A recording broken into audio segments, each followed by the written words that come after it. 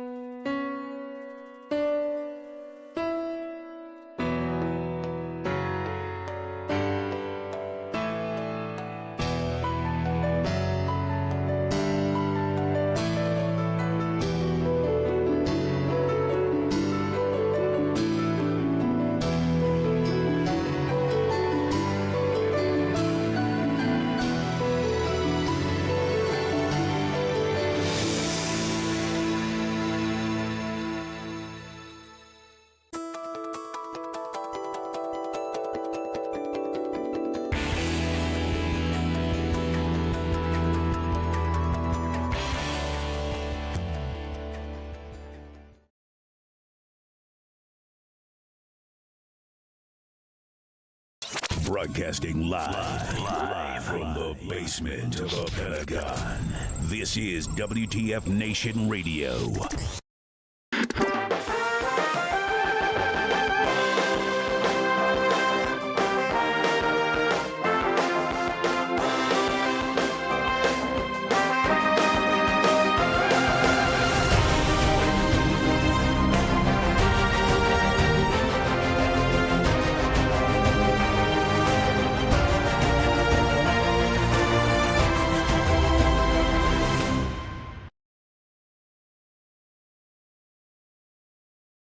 Hey everybody, welcome one and all. Today is April 16, 2024, and this is episode 166 of Pop Culture Warrior. It's the show where I stay up to date on all the ins and outs of what's happening in pop culture so you don't have to. I'm CQ. I am your pop culture warrior. And joining me now is our beloved co-host, the man in the bubble. Ladies and gentlemen, it's the Marine with the mouth, Mad Mike. Yay! How you doing, buddy? You're welcome. We are welcome as always. We are pleased as punch. He says the mute button. Mute button. What? What? No mute button. I can see that you don't fuck with me tonight, people. Do not fuck with me tonight. I can see the little volume thing. Up. I can see the volume thing is working just fine. Nice try. Nice try. Anyway. Worst case, we hear each other or whatever. Hey, what's up? What's going on, guys? How you doing? How you doing? Welcome to the show. If you're new here, thanks for stopping on by. And if you're a regular, well, you guys fucking know the deal. You know the deal. You know what it is. We appreciate you guys, as always. We got lots going on tonight. Let's see. We've already got people chatting to us from all over the place.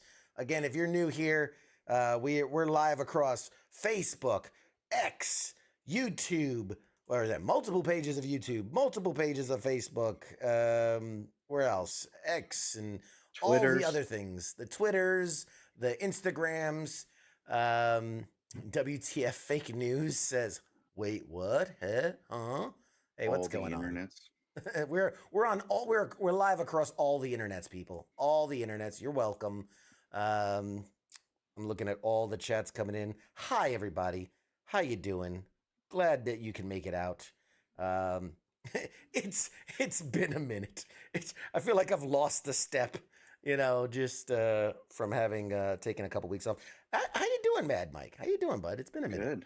I'm doing good. Good. Had a nice month off. We do one show a month again. Back into our groove. Back into our rhythm. First of all, do I look more red than usual? I feel like I look more red than I got a little sun this weekend. Pale. I don't know. You're always just this pale white. I'm always surprised. Like, Jesus Christ. They don't have sun up there. I got a little sun. I don't go outside. That's the thing.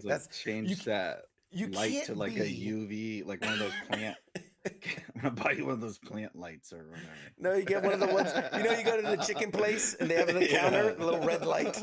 I need one of those to bake me while I'm sitting here, like a tanning bed. I don't go outside much. You can't be the king of pop culture if you're spending time outside. There's no time. If you get vitamin D, no time. There's only one kind of vitamin D I like, and you know which one that one is. All right, guys. Welcome to the show. Tonight, what a night. We've got, fingers crossed, Mad Mike. You're welcome. Mad Mike in the building. We're going to be joined by guest Orlando Jones, ladies and gentlemen. Orlando Jones is going to be here on the program later tonight. Are you kidding me? That's phenomenal. Super excited for that. This guy is a legend. I mean, he's done it all. I mean, going back to Mad TV, one of my favorite movies, man. Keanu Reeves led The Replacements. He was the wide receiver in The Replacements. He's in American Gods. Best movie he ever did was freaking Evolution. Evolution, great one. The dude has done so much. It literally goes without saying. Just he's amazing. He's amazing. Point blank, period. He's amazing. So excited to have him on the show. Ton of questions to ask him. And as always, if you tune in live, you too get to throw in questions into the chat. And we'd love to hear what you want to ask Mr. Orlando Jones when he's here with us live. As a reminder, we are live here every Tuesday night. Pop Culture Warrior here on WTF Nation Radio and U.S. Army WTF Moments.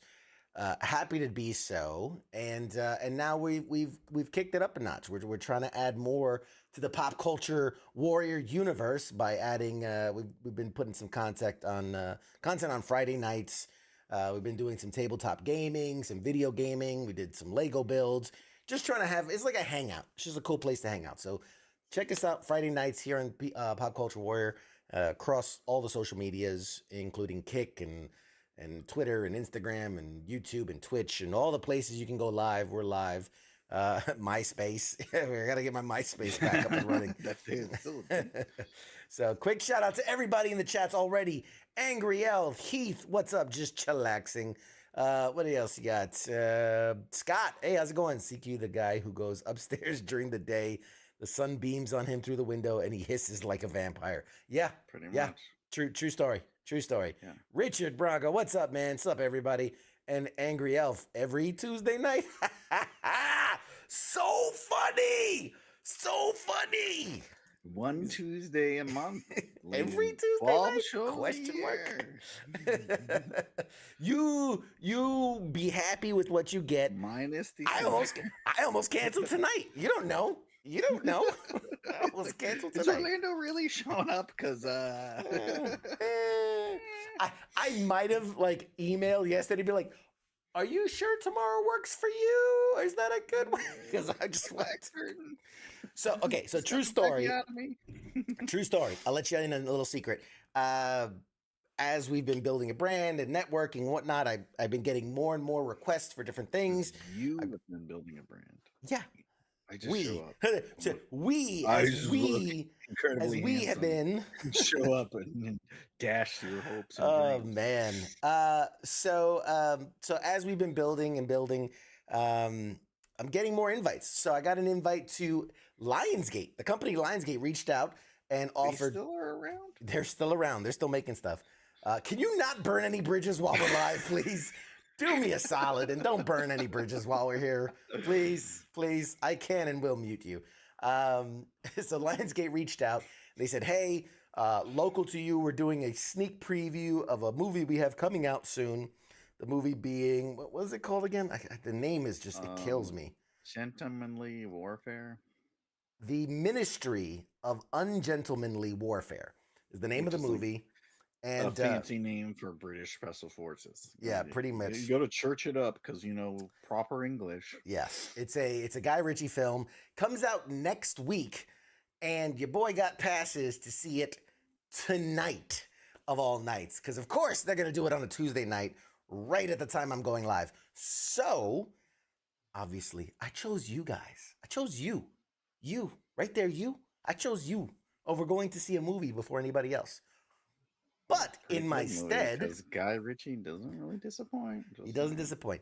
But in my stead, I sent, if you're familiar with our other shows, I sent the actual King Smith from the Sports Bar and Nemo, who's kind of been our behind the scenes guy, as well as starting up kind of a co-op gaming thing on Saturday nights. I sent the two of them. So right now they are sitting in that theater watching that movie that I should be watching. But they're going to give us a cool little after action review of the movie afterwards. I'll do it right now. It was great. It was great. The lights were on. You know, it was flashing bright lights. It was good. Stuff got blowed up. It was family. There was family everywhere. I loved it. Great movie. Not enough drifting, though. Not enough drifting, in my opinion. Drifted some, you know, but it's England. I don't think they drift over there, you know, but it was good. And then, can you guess what that was? God. No. God. It was okay. They could have used, you know, the grips in the background. They didn't do a fantastic job. You know, it was a lot of loopholes in the script. I would have wrote it better, but it was good. You know, it goes from Gregory. Nailed it. From Gregory, selfless humble brag. If you know me, you know the one thing I do better than anybody is humble brag. Look, I throw up my shoulder. The only one better is like The Rock. It's just like if CQ had sponsors, he would literally be The Rock. Like, hey guys, I literally tore my triceps from patting myself on the back so hard. You know, that's what these scars are from. I pat myself on the back so much, I've torn all the muscles in my arms and shoulders. So it's all good. And Angry Elf wants to know, is that Mike's King impression? Yes. Yes, it is. It was a king and it was a Nemo. I did them both. Yes, Crushed them both. Did it was both. very obvious. Did it both. So, all right, out the gate, because we got a short up front so we can have more time with Orlando in the back end. But that sounded dirty. No, you get a full hour. I have a full hour in my contract. Fallout. Have you seen Fallout, man? God, tell me you've seen Fallout. Fallout episode 1. Oh, Ah. I am a man of. You see how tan I am? I fucking go outside. All right. You I spend have way too so much much time outside. shit going on. Like First you're of all, you lucky spent I like watched 5 days in episode Disney 1. last week, so I don't want to hear it.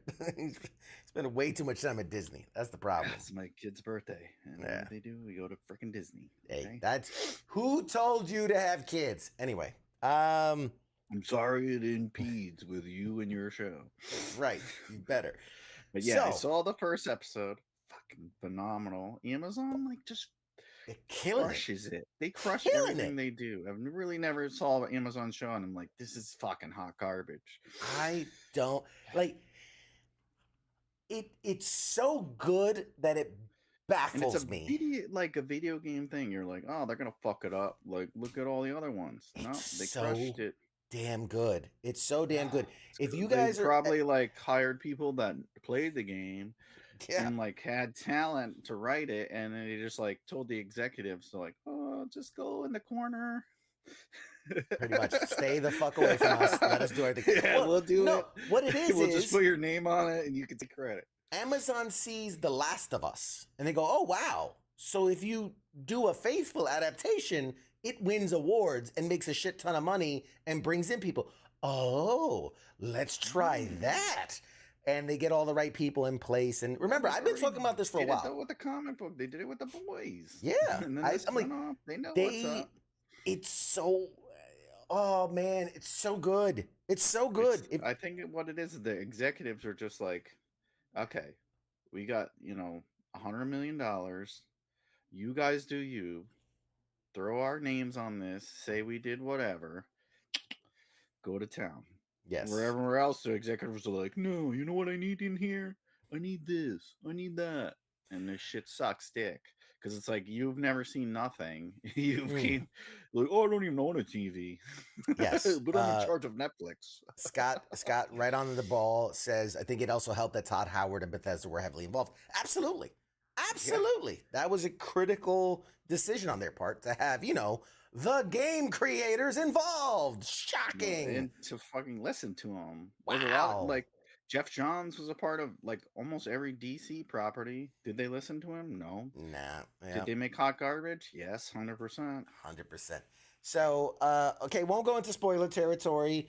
I will say, if you've seen the first episode, you get the premise, right? It's vaults and Fallout, whatever.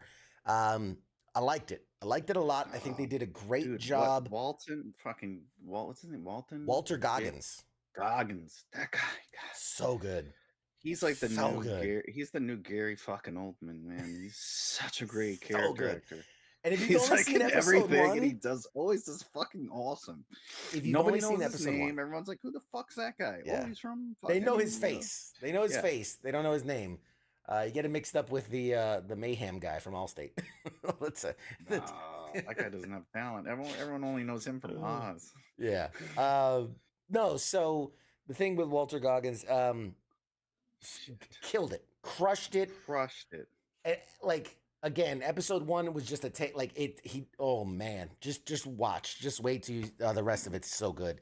Brotherhood so of Steel. Ugh. what I was saying is that like they really captured the essence of the game, right? The factions, like you mentioned, the characters, the vault life, the idea of almost like beyond just here's the trail. Like at the end of episode one, they had the preview, and they had the dude, the fucking Nazi chemist from Avengers and shit. He created Winter Soldier. Yeah. He's like, oh, you guys are what do you say? Oh, you're from the vault. You guys are like rare or whatever, limited or whatever. And so it's like, yeah, people don't even know they're still around. They're like an endangered species. I think that's what he said. You guys are an endangered species. Yes. So it's so good. It's so well done. The characters, there's great twists and turns. There's some really interesting cameos that, again, I won't spoil. But there's some really where you were like, oh shit, look who they got. There's really, really good cameos in there. One of the things I found most pleasing is, again, besides just, cool, they used that prop in which everything looked amazing. The set design, the props, the wardrobe, everything top notch. I mean, so damn good. So I want to buy a Pip-Boy. They're selling them now. I want to buy one just because of how good they made it look in the show. They made the Osprey work. Yeah, Holy shit. the The fucking vertibird. Marine Corps hasn't been able to get them to work. And they're carrying around mech fucking Yeah, warriors. Like mech fighters. 250 years later. Those shits are still running. They don't run fucking now. They just came out. Oh man, yes. Like, we got them to work. We figured it out. Like, what the fuck? These shits Yes. crash every 10 minutes. So no, yeah, so that's good. If you look at it from the perspective of, okay, so we have three main characters, right? Like, there's lots of side characters, but we have three main. We've got the So, like, ghoul. well, What? because my wife's like, oh, how does it tie into the game? I'm like, well, in the game, there's not really like, I've only played, I think, 4 and 5. 3 and 4. I didn't start at the beginning. So she's like, how does it tie in? I'm like, well, they kind of did their own thing. Mm-hmm. It's Fallout. Like, the Pep Boys, the Pips, they just, like, made their own story and they incorporated. So it actually the does favorite fall within a points. canon. It does. So it does have a canon? Okay. So there Tell is a the canon. people so people know. For okay, from the 10,000 foot view, there is one universal canon. Now, much like in real life, imagine the nuclear war happened. A lot of the information you get can sometimes be skewed from who you're hearing it from, right? One group's going to say this happened, one group says that happened. But every Fallout from 1, 2, 3, 4, there was Fallout Tactics, Fallout Shelter, Fallout 76, all of the Fallouts, and this show fall within a timeline. This show is the latest in the timeline. I think it's what, 2297 or something like that. So it's So like if you- after that. It's last after game that all the bombed, games, it's after 76 or everything. whatever.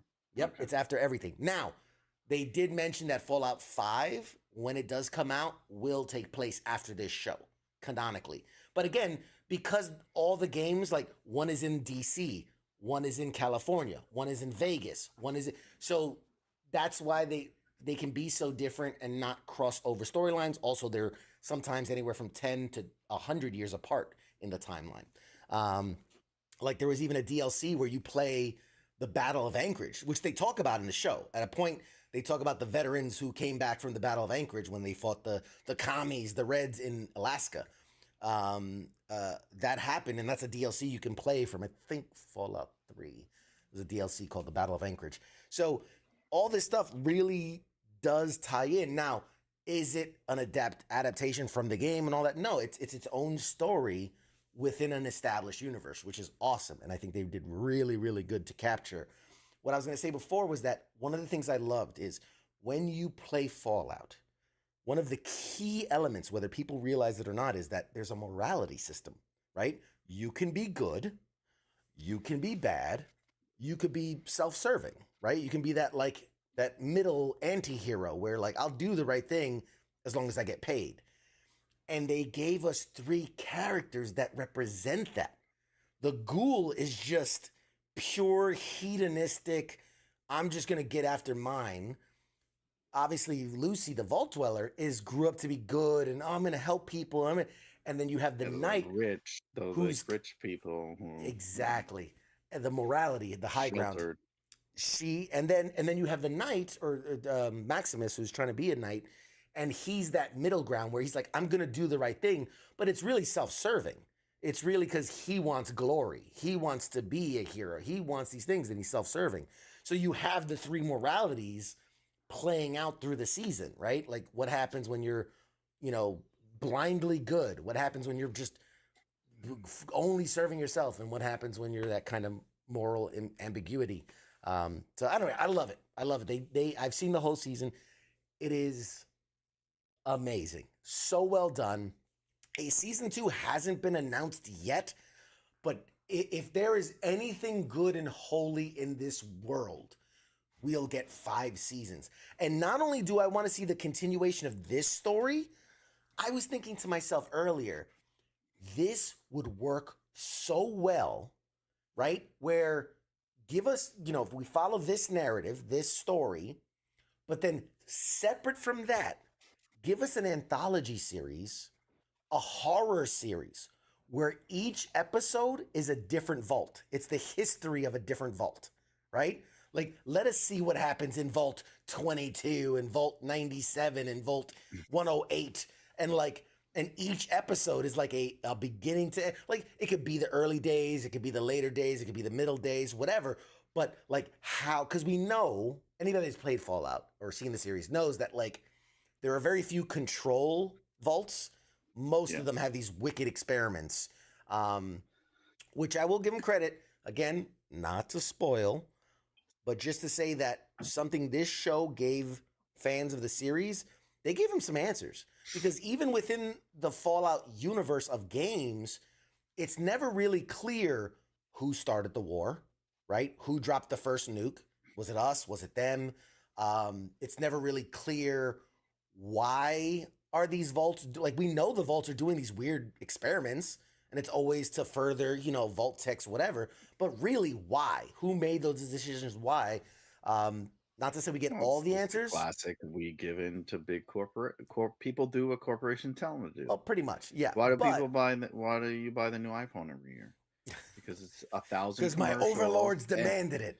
Yeah, it's the same thing. If they're like, "Oh, you got to protect yourself from China and Russia, buy these vaults, otherwise you're gonna die," and all the Kardashians and everyone's like, "It's this cool thing, do it. Look at my vault. Oh, it's all pink. It's all whatever."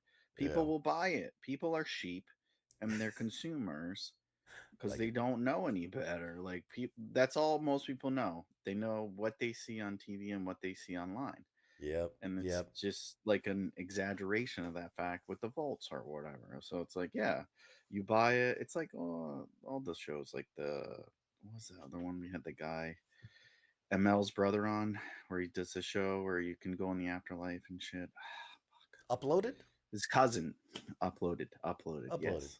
Yeah. It's like that, where you buy your afterlife, you upload your memory. It's like that type of shit. Yeah. But no, they did, like, that'll be awesome. And I want to see what happens before, even when they start it. Like, I'm only on episode 1. Yeah. But it's like when you see the flashbacks. Yeah.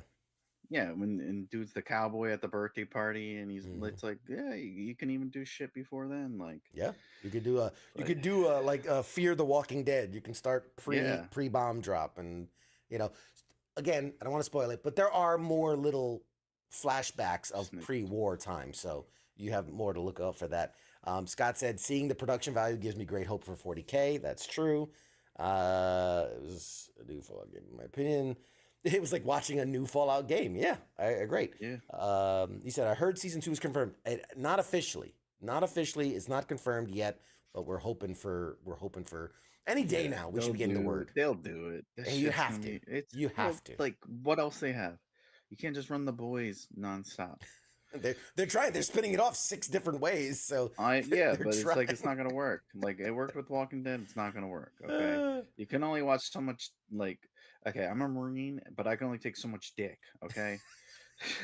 It's like every fucking season, I just looking at dicks, like, in different scenes. Like, it's like, okay. All right. Well, you're not going to see this. Give me some nuclear fucking mayhem, okay? You're not going to see this because I don't have you thing, but I'm going to show everybody else at home. During one of the later episodes, we see a map of what is a pin location of where all of the vaults are. So somebody went in, I'm going to share this, and they basically overlaid a map of the U.S. as it is now, because remember, their map's a little different because it's separated into 13 commonwealths instead of states. Where's this one? This one's Cali, right? Yes, this one takes place in California. Correct. Cali, right? Yeah, I was like, it's either California, like the pier over there, or is it Jersey? Yeah, it's in the Hollywood Hills. Remember, because that's where the cowboy was. He was in Hollywood. He was an actor. Yeah, that's what I figured. So in this map, we see in the show, you only see these lights kind of on a board, but it obviously represents where the vaults are in the States. So for those of you at home playing along, if you want to see if there's a vault nearby you, you can go ahead and look at this map. And we got a bunch of vaults in California, in Texas. I think there's one in Miami, one in the Panhandle of Florida. So that's got to be what's the capital again? Panama, or well, it would probably Panama. be Panama City, but the capital's Pensacola. Yeah, Pensacola. Obviously a bunch in DC, which we know from Fallout 3. Fallout 4. Where does Fallout 4 take place? That's God, I'm drunk. Oh, So Boston, Vegas. the Boston area. Awesome. Because there's Fallout New Vegas, which again I'm not gonna tease nothing, but I did Boston. They did Boston in Fallout 4. They did DC in Fallout 3. They done Fallout New Vegas. So there's still a lot of room to be covered because I think And don't go looking for vaults, people. Though you'll find a real one. Those people are fucking crazy. Okay. Yeah, those are the different They're all type of hopped up show. on Fox News and shit, and they're fucking. Next thing you know, you're getting shot, and you're like, "Oh, CQ told me there's a vault near me." Well, we didn't say go look for a fucking vault, okay? These people are crazy. If you have a vault, you most likely are unstable. Yes, those you don't want to be around those people. So anyway, speaking of Fallout, there could. So I think the majority of this was shot in Canada because they have really good tax breaks and things like that. Jesus Christ. Now, here's an interesting story. I read that Fallout could, as a series, could see a location shift if season 2 is to go ahead because the California Film Commission has awarded Amazon a $25 million in tax credit incentive, offering them to film in California. So because they need that money. No one's filming there because it's so expensive. Same reason they realize too expensive. You gotta have like hurricane insurance. So we get hurricanes like 4 months out of the year, but you have to have a year rent. Like, get the F out of here. Yeah. So we'll see. We'll see. I think it would be a great move for them. Obviously, back. Give Americans freaking money, man. Yeah. USA made, baby. Bring jobs back to America. Yeah. One other mention, and you haven't gotten to this point in the series, but at one point there's a commercial playing, and they give a number. They give a phone number, and it seems like a very fake number. But all I'm going to say is you can really call that number, and I don't want to ruin it for anybody, but don't call that number. That's all I'm going to say about that. Don't call the number. Call like the what's his Kim Jong Un. Hello, why you calling me? Goddamn America! All I'm going to say is the number 213-258-2858. Don't call it. Again, that's 213-258-2858, which was given to us by the show. Don't call that number. It's a Los Angeles based number, and everything you tell me not to do, I have to do. Don't call it. I'm just letting you know. Don't call it. I just totally calling it. You tell me not. Specifically, you don't do it. I'm fucking doing it. I mean, don't do it. So okay, moving on from that show to another great Amazon Prime show, Invincible. The second half season of Invincible is out. So good. Crushing it. So good.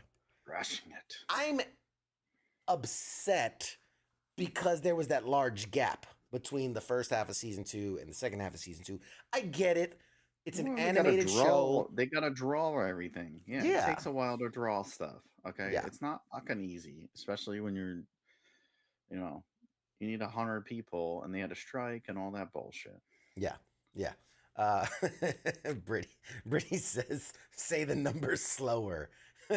Wait, one last time. I forgot we had a military audience. Oh, you're in the Marine Corps? One last time. For the number you should not call. For the ASVAB waivers. Do not call 213 258 2858. 258 2858. Got it. He's got it. I wonder, can I put it in the chat? Let's see if I can put it in the chat.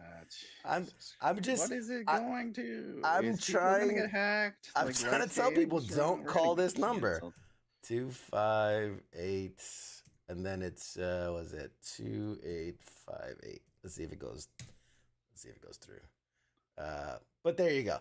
I just put it in the chat to warn you guys not to call that number.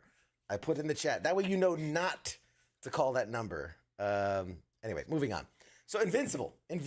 Oh God, great season. Oh, great season. Oh yeah, they literally like follow the comic, which is fucking. I think in some aspects Robert they improve Kirkman it. is a fucking asshole. Like we've interacted with him, and he's a fucking total douchebag. Douchebag all the way, through and through. Yeah. I mean, like, I don't care if whatever he's coming on the show. Yeah, tell him like, fuck you. You're an asshole. You have no people skills, and you're a cocky little prick. Okay. I mean, you need like, yeah, you should appreciate the people that buy and read your shit, and he just doesn't give a fuck. Like his shit doesn't stink. okay. But anyways, my personal fucking interactions and experiences with the guy. But aside from that, like he's a really good writer, and he does really good work. Yeah.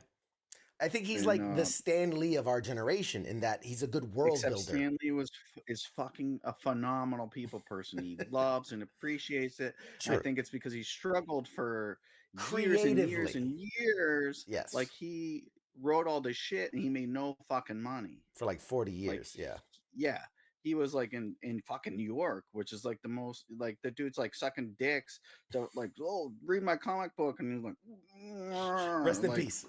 He had to really work to get, his shit seen or whatever. They're like, I got a guy, it's a Spider-Man. And, he's like fucking jerking a dude off to get this shit published. Robert Kirkman just shows up and he's like, oh, it's a fucking hit. I got a bunch of money. Like, fuck you guys. I will say, I agree with most everything you're saying. And there's a small modicum of me that goes, well, if you were mid-20s and you made The Walking Dead, followed by Invincible, followed by, was it Thief of Thieves? Followed by like 1,000 Bullets, which has just been hit after hit after hit after hit. And then not only to have these massively successful comics that then become live action shows, spin-off live action shows, then cartoon. You're like, gonna be like a dick. I would be a dick too. Millions. Like, you get like one episode of this show blows up, and they're like, Mike, fuck, Mad Mike, like here's a fucking $10 million. Yeah, I'm gonna be a huge fucking asshole too. Like, I don't blame him. Like I have no, like I just like. If I come up to you and I'm like, oh, whatever, blah, blah, blah, blah, I'll be like, yeah, thank you or whatever. And if you're a dick to me, I'll be a dick to you. But like the guy's just a dick constantly. Yeah. I guess that's, I don't know. I mean, is that how I am? I think that's like you dealing with me on a regular basis. You kind of like that already, Mike, and you have no fucking money. See, that's probably why I don't like him, because he's the same as I am. It's like looking in the mirror. Greg has the perfect comment. Image. His beautiful big fucking beard, you bitch. Mike, Greg has the best comment. Mike's a dick and he has no shows or comics. So can you imagine if he had money?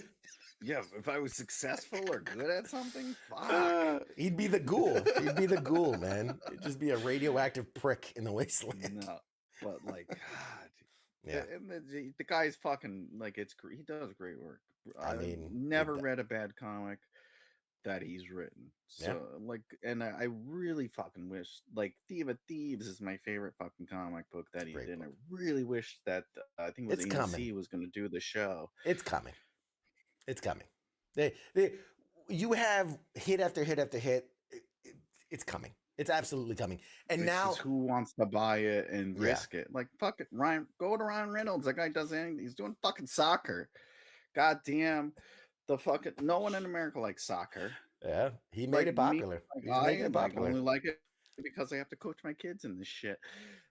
And all my family's from Europe, but it's like, yeah, go to him. He'll make that shit and make $25 billion more and whatever. Yeah. So and here's something that's so funny. You already have a comic book that is so massively popular. Then you have a show that is now so massively popular, which then makes the comic books way more popular. They even have some mobile games out that are free to play, and those are supposedly pretty good. They just announced. Now, remember, Skybound is the company that owns the properties of all these. And Skybound Entertainment just announced they're doing a crowdfund campaign because they want to develop a AAA game set in the Invincible universe. Really? So yeah. Jesus Christ. So but They haven't made enough money. They want to get the fans to pay for it. but like this is Like, genius. The guy came to you with a comic book, and then you couldn't afford color ink. The Walking Dead was done in black and white because yeah. they couldn't afford It was color stylistic ink. choice. It was stylistic choice. No, they were like, no, We can't afford color. we're not gonna use color. We're gonna use black and white. It's Like, a lot you get cheaper. black and white, and lot we'll cheaper. see where this goes. Like, Yeah. and it's like now they're like, okay, can you fund a game for us because we haven't made enough money off this shit. But listen. This is why, and it's a fair point. I love That's a it. valid Like, point.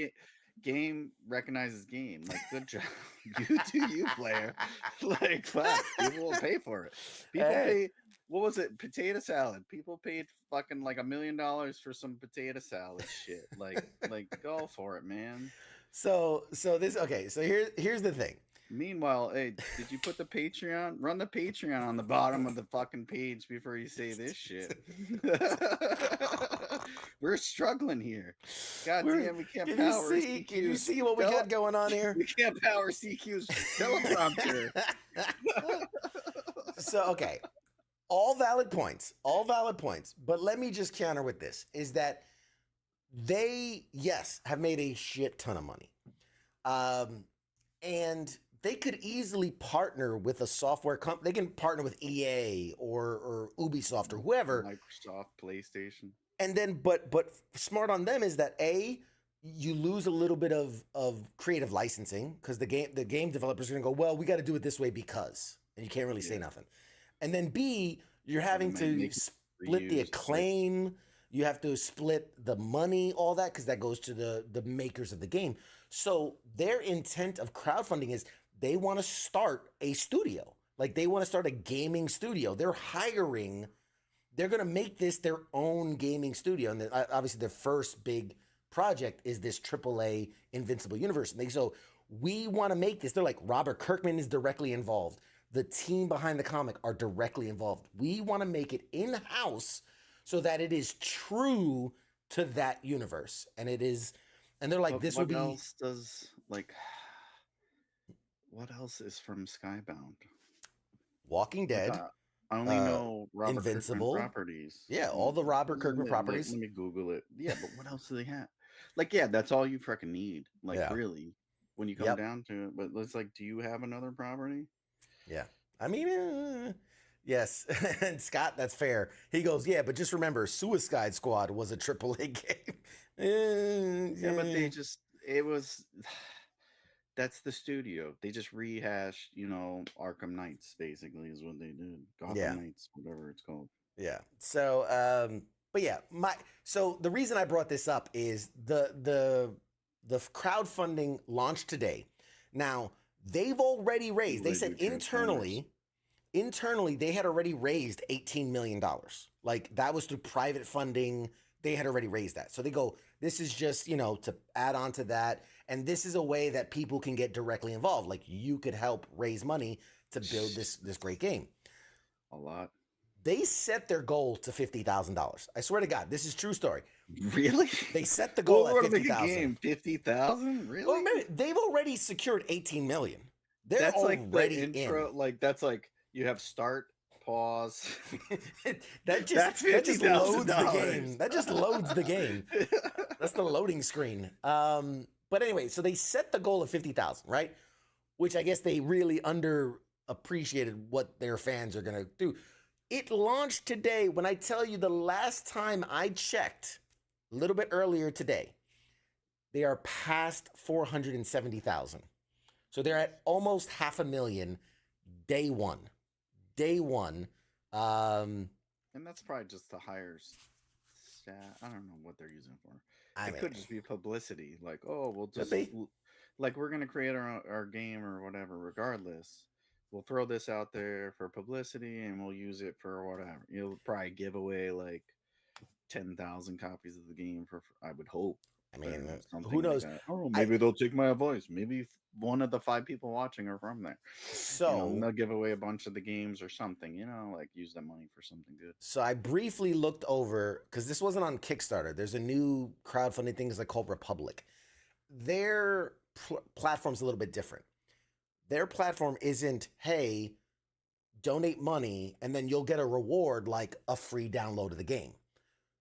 What Republic does is you are basically buying ownership into this property. So what happens is there's a certain allotment, and they'll say like for every $100, you'll get, I don't know, whatever it is, 10,000 points, right? And then it maxes out at like, I think it's like 50,000 points or some, so I guess $500 would be like a max out. But with those points, think of it like almost like stock options. Yeah. So if that company ends up going crazy, you end up getting money back. You're investing into this, and so you're owning obviously a fraction, a decimal of a fraction, of it.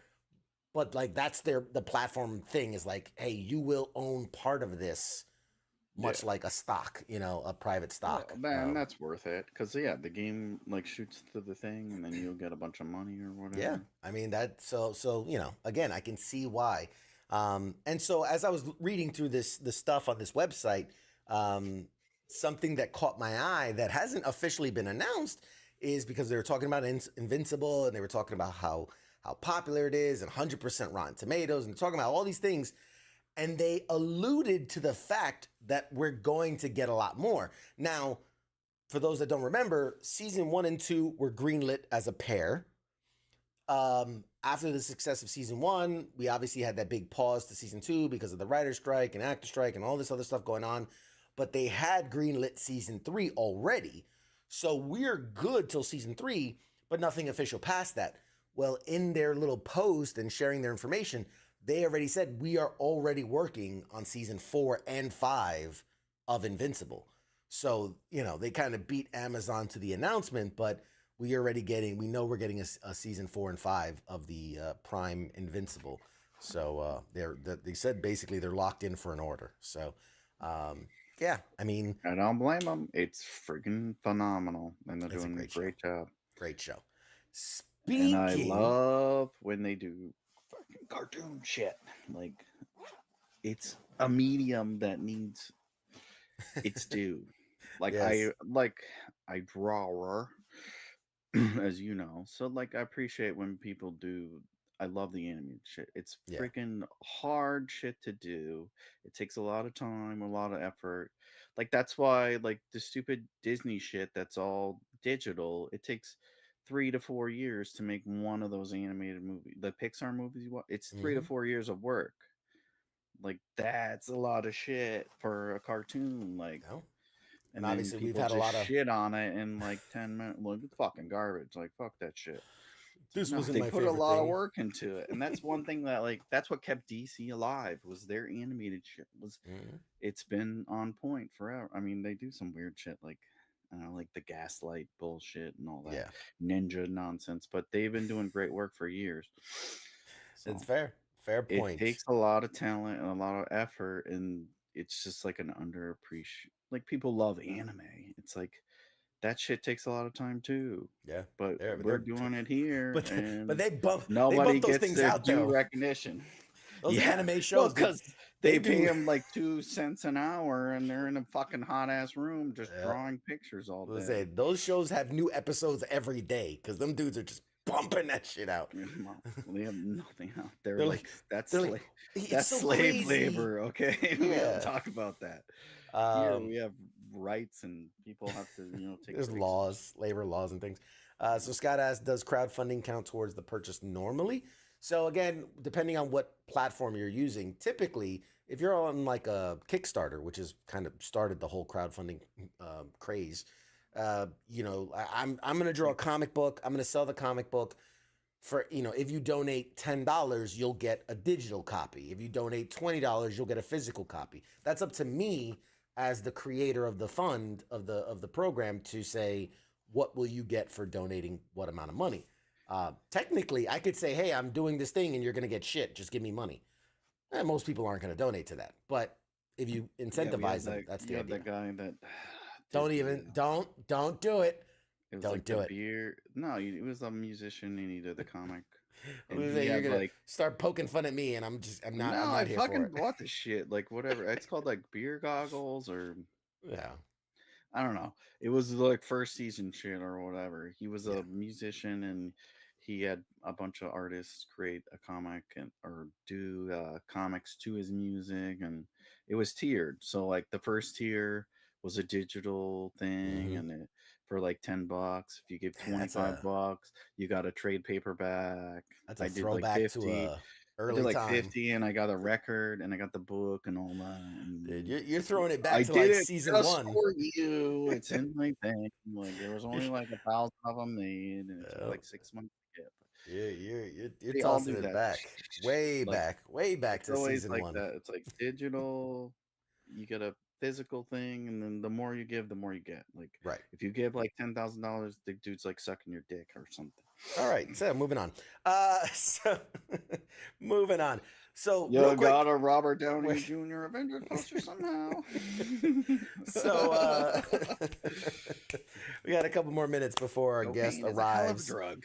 Fingers crossed. Fingers crossed our guest arrives, because you never know. I think he these. just canceled. Yeah, he's just canceled. We got to talk about X-Men 97. My Jesus God. Doing it Fucking awesome right. show. I've always said it my whole life. Fucking X-Men is X-Men. like the Doing it right. perfect. It's the gateway drug to comic books. So like, oh, like pot. They were like, oh, pot's a gateway drug. Like that's the No. fucking X-Men animated series. X-Men You're like, you 97. watch that shit. Next thing you know, you're mainlining fucking Avengers comic books and Batman comic books and shit. You're like shooting them up your butthole and stuff. Oh man, That was like the gateway for comic books for kids in the 90s. You watched X-Men animated series and you're Spider-Man. Spider-Man the animated like, series. fuck no. Oh, nobody I know says shit about Spider-Man Spider-Man. was You're the the only shit. person in the world that Spider-Man. I haven't even seen Spider-Man until a fucking Disney Plus had it on there. And I watched it Spider-Man. and sleep. I watch X-Men and I'm like fucking ready to like yeah, let's go. Just want to headbutt somebody. Fantastic Four, shoot that shit right here, man. Spider-Man was the shit. Also, what was it? Gargoyles. Gargoyles. That was the it's jam. X-Men by and far fucking best and fucking that shit just makes me want to punch someone in their fucking mouth. You got Wolverine. There you go. Gambit. They made Gambit fucking cool. You got a chick that just beats the fuck out of everyone. Scott says Spider-Man animated series was the only good Marvel animated series. So there you go. Delete man. him, block him. Yep. Sorry. That's everybody. Peter's in there, says Spider-Man all the way. You stand alone. Look, I've said X-Men was a great I'm series. on top of the hill. I will fight you. I will series. fight you. Bring it on. It's the X-Men best was a shit ever. great series.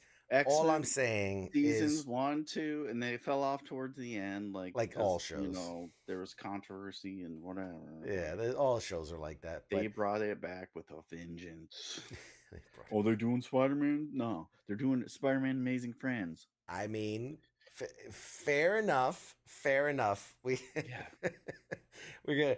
Oh man, Greg says I never agree with Mike. I may have to reevaluate things. It's wrong. That's what it is. Oh man. So yeah. So needless to say, you know it. So for everybody at home, we're all caught up. All levels. Mike hasn't seen episode 5. He has not seen episode 5. So he doesn't know what's coming. He has no idea. I know it gets better. It's a slow stroke. We gotta talk after you watch episode 5. Hit me up because we gotta talk because that's what happened was I was waiting because I told my daughter, I'm like, you gotta watch. This is the best shit you'll ever watch in your life. So she's on like season 3 now. Oh my god, you're gonna wait to catch through all the seasons? And I was like, I can't wait because CQ was gonna spoil it for me eventually Probably. here. Probably. So I just started watching it. I was like, I'll watch it again. It's gonna be phenomenal. And yeah, so if you can make Cyclops, I fucking hated my whole life. Yes. That's why I like when they did James Marsden as Cyclops. Like that's the best casting ever because he's a fucking total douchebag. Like why is he in the X-Men? He's the nerd, like he's the fucking nerd, like he's the gear queer in the middle. Like, oh, I got this. Look at my visor. I shoot a little laser beam. They showed him. They gave him some love. They gave the Cyclops big, some hairy, love. strong grunt guy's taking my girlfriend. Oh, I don't know why he likes her better. We need to talk after episode 5. I give him all the credit. They're like, yeah, then let's make him a badass. Yeah, like, he shoots a fucking nuclear beam from his eyes. Why wouldn't he be a badass? So funny enough, since we've got a minute or two here before the break, I was fascinated by this because there's now like a lively debate on TikTok about the powers of Scott Summers, of Cyclops. Really? Where everyone readily assumed he shot lasers out of his eyes, which is not correct. Not correct. They're what are considered optic beams. It's more energy. It's not heat. It's energy. But apparently, and this is to the actual Marvel continuity, he does not actually shoot beams from his eyes. What happens is this sounds like the craziest thing ever. His eyes are portals to another dimension that is filled with this plasma or plasma beam energy. So when he opens his eyes, he's just opening a portal basically from his face to another. And the nickname of this dimension, by the way, is called the punch dimension, which I don't know how you call it the punch dimension, but that's just but his brother does it's with his hands. He does it with his hands. Yeah. So and that's what I was interested in, and maybe you could tell me. Does Nathan do anything, or is that just a moot point? Does Nathan, his kid, does he do the punch portal shit, or do they go into that, or not? Are you asking me in the comics, or are you asking me in the series? In the series, yes, in the series, X-Men '97. I thought you watched episode 4. I thought they resolved that in episode 4.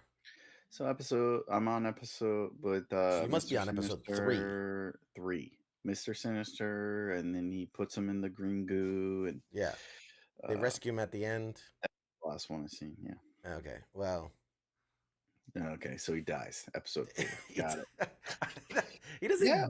He doesn't die. He's not in after episode. He doesn't. I'll just say he doesn't die, but he's not relevant anymore. Got it. Nailed it. Jesus Christ. There's more reasons to hate. To watch shit before I talk about it. This is another. It's just there's more reason to hate Scott Summers. That's all I'm saying. He eats him to absorb his power. Got it. Needed them stem cells. He shoved the baby through his eye portals and sent him to the punch dimension. I need more punch. Stem cells, baby. Oh, stem cells. Gotta love them. Alrighty. Well, very, very, very, very, very excited for our guest, who looks like he's going to be joining here in any second. We are so very excited for our guest tonight. We're going to toss it to a break, ladies and gentlemen, and when we come back, we'll have the amazing Orlando Jones with us. Mike, we will see you after the break, bud. Yep, as the contract says. As the contract says. All right, guys, we'll see you in a few minutes. Stand by.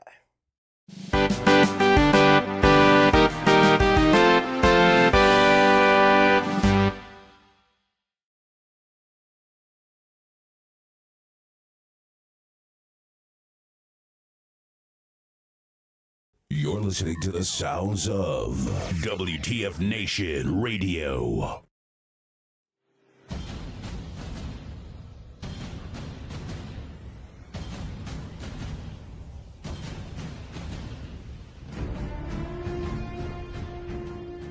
Hey, you there? Yeah, it is right, you. Let me ask you something, right? Where the hell do you think that you're going? Oh, What do you think because the show is going to commercial that means you get to just walk away? Well, CQ asked me to pass on the little message, alright? And it says, I'll be back.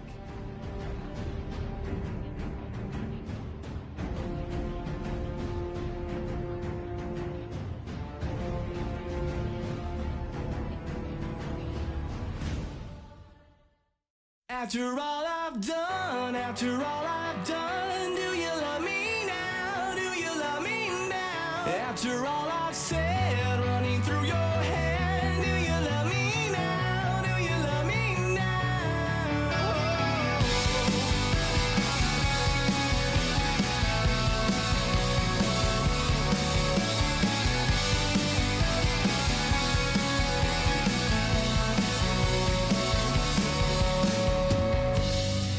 And if I told you everything, I bet you cry and run away. 'Cause with all the lies I keep, made you believe this was me. The truth is I am not at all who I preach myself to be. And I deserve to be alone. And I'm alone here with me.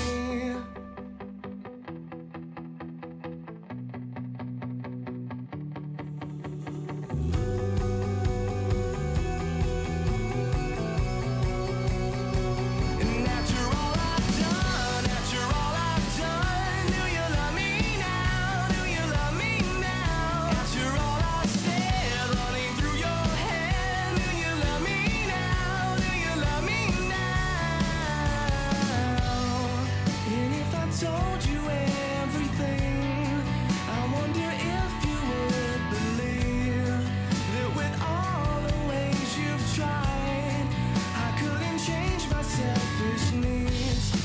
And with endless love from you, I took for granted everything. And I deserve to be alone here with me. After all I've done, do you love me now? Do you love me now? After all I've said, running through your head, do you love me now? Do you love me now? And I believe I could close my eyes and make it go away in dreams. And honestly, I could die to take it all away from me. After all I've done, do you love me now? Do you love me now? And after all I've said, running through your head, do you love me now? Do you love me now? After all I've done, do you love me now? After all I've said, running through your head, do you love me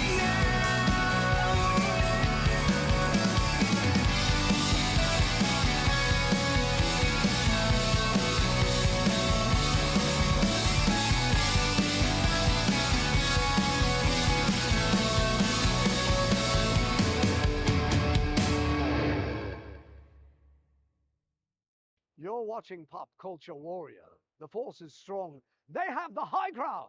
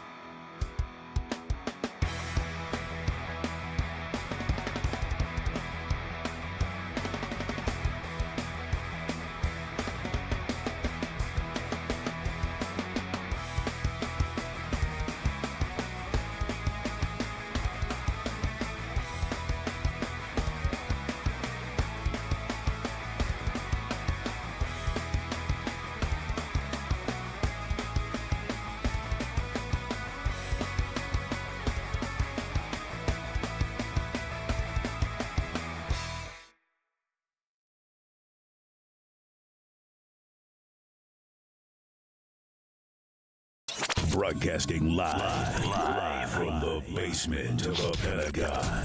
This is WTF Nation Radio.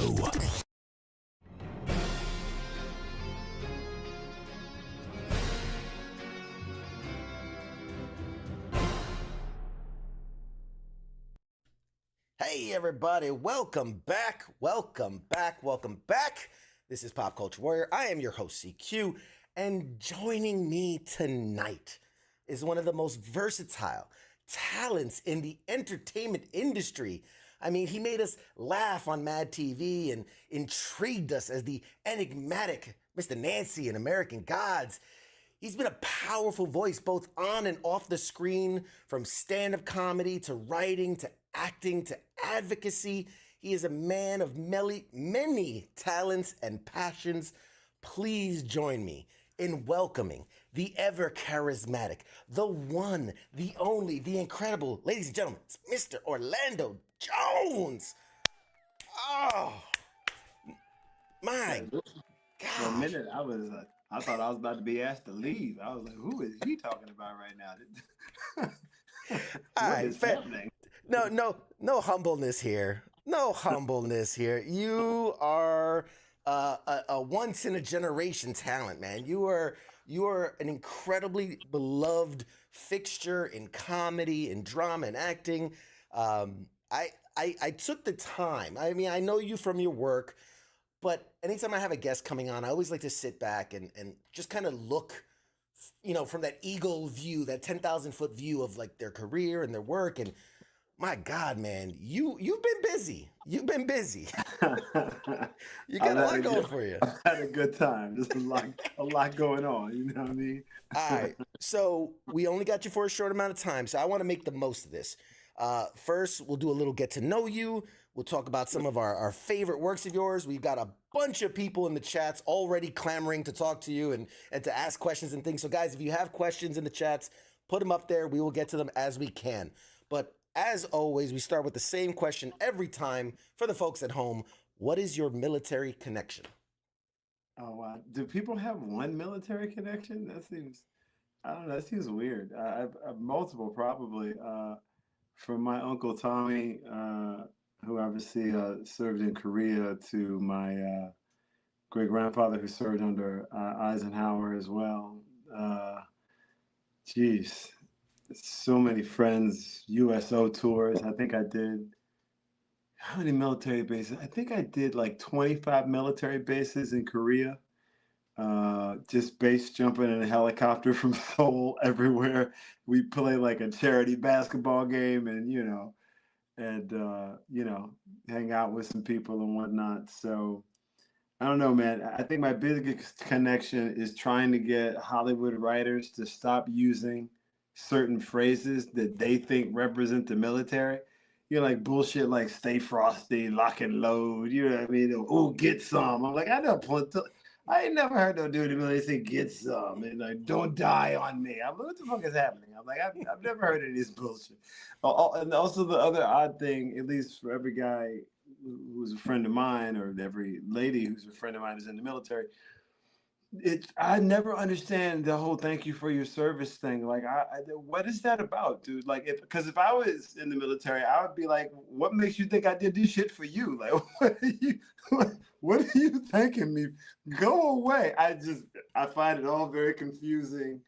You know what I mean? I think saying thank you for your service to a guy in the military is the same thing as asking me, if I was the little kid from that show, Everybody Hates Chris. They're exactly the same thing, okay? Wrong Negro, try again, okay? You are speaking to my heart. You are touching me in a way that I don't think anyone, not since my doctor, when I turned 40, you are speaking to us so, oh God, that's so good. You know what I mean? Like, I'm saying, I don't know what other people I hear people say, oh, they have a military connection. I don't know what the fuck any of that means. I got friends and family, so those are my connection goes like that. Hey, that's good. I wasn't gonna confuse you with the kid from, but I thought maybe like, was it Black Jeff Goldblum? I know people give you that one a lot, right? Oh, dude, please. I spit a hot 16 bars today. Motherfucker thought I was most deaf. You know what I mean? Got cussed out by a member of the LGBTQ plus community. Very upset. Thought I was Isaiah Washington from Grey's Anatomy. I tried to tell this fool I never been on Grey's Anatomy. I ain't got nothing to do. You know what I'm saying? Like, I know that Asian lady. She lovely. I like a good friend of mine, but you know, I wasn't her love interest on Grey's Anatomy. He cussed me out, man. It was hilarious. He was so upset. Oh man, that's so. And then every time I would agree with him, he got even more upset. And then I got myself in real trouble. I was like, listen, man, I get it. You're semen receptive. I'm a semen denier. My mom's semen receptive. I love people that are semen receptive. There's no beef here. None. And he wanted to know what I meant by semen receptive. And I said, I think it's pretty self-explanatory. Really? That's like, you know what I mean? That's like telling a story about a dude who's armed and suicidal. You know what I mean? That's a problem that's going to take care of itself. We don't really need to go into depth here. That's like chronic hepatitis. The chronic is fucking implied. You got hepatitis. What? It's already chronic. Dude, we're not gonna get far here. If you, I'm like, Sorry. I'll just crack up all night. I just, my God, I'm crying. You got me crying over here. Holy shit. Okay. I'm good at this. I'm a Jesus. Okay. Let me tell you something. You are a performer. Regardless of the venue, every time I've seen you, every time, you know, whether it's behind the screen or in person, I got to stop the show for a second because I really want to share this and I want people to know this. And this is not blowing smoke or anything. We crossed paths briefly. I don't expect you to remember it. This was at the con recently. Was it Awesome Con or Richmond Galaxy Con? Richmond Galaxy Awesome Con. Con. Yeah, Awesome Con. Awesome Con. Yes. In DC. Yes. So we had crossed paths, and now I was there. I was filming content and doing the press thing, and I always walk through the talent area and I watch how people interact with their fans, right? And I get it. Everybody's at a different place, whether in their comfortability or their career, whatever it is. But you see a lot of guys behind the table. Oh, nice to meet you. Thank you. Sign the thing, move along and kind of keep it going. When I walked by your booth, it was like Def Comedy Jam. I mean, people are laughing, people are clapping, people are cheering. You are in front of your booth. You're not behind it. You are in front. You are with the people. You are with the people. You're engaging. Yeah. And I talked to a few of the people in line, and I'm like, "Oh, are you excited to meet him?" They're like, "Oh, we've met him a bunch of times." I'm like, "What? Why are you back in the line if you've already met him?" It's like, "No, we love talking to him, and we love like his energy, and we love like." People were so excited to be with you and to talk to you, and I watched as it's hard to put in words because you gave everyone their moment. You were very in tune with the person you were with while also playing to the back of the crowd, if that makes sense. Like it was it was that person gets that one-on-one with you and they get this, like I heard you again, I'm a stalker. I was listening and you're like telling them these behind the scenes stories and this time you did this and that while also still almost playing to the crowd. And it was, I've been going to conventions for years and that is the rarest thing to see from someone at your level, from someone any level, of people that just go to these conventions. Why? I have to ask you why. Why commit in that way? Look, I think you have to be the medium has always shifted, right? If you're looking at music, the vitriol, right? Record player, 8-track, cassette, CD, digital download, cable streaming, the medium shifts, right? But the craft really does remain the same. Eric Clapton's ability to play guitar, Larry Graham's ability to play the bass is a constant, despite the medium. In the entertainment side, I don't I don't see fans. We have no, I'm on sets, right? In an isolated artificial environment, you know. Um, but when you go to a con, this is just to me as a fan, right? If I go to a con, I'm trying to I'm going for a peek behind the curtain, right? But I'm also largely, anytime you go somewhere and you pay that much for a ticket to get in, then there is an expectation for a show. And the odd thing about conventions is there's not a lot of people there that believe that. They think just showing up is more than enough, and the fact that they did show up, their presence alone is what makes them great. I don't particularly see it that way. I want somebody to walk away and feel like they had a once in a lifetime experience, and I particularly want the experience to be on their terms, not particularly mine, more theirs, to be honest. Because at the end of the day, man, I'm the Eiffel Tower. You know what I'm saying? Like, I'm not really that important. Like, you go to the Eiffel Tower to tell your friends, yo, check this out. See me, this is me at the Eiffel Tower, right? Like, you mean that's why you do it, right? So I'm very secondary to the experience anyway, right? So I don't see myself as the center of it. I'm just the Eiffel Tower. You came to hang out with the Eiffel Tower. My job is to give you a story to talk about with your friends, right? That's the job. So if I can give you a story that you're like, man, this was crazy, blah blah blah blah blah, then that for me, that's a win.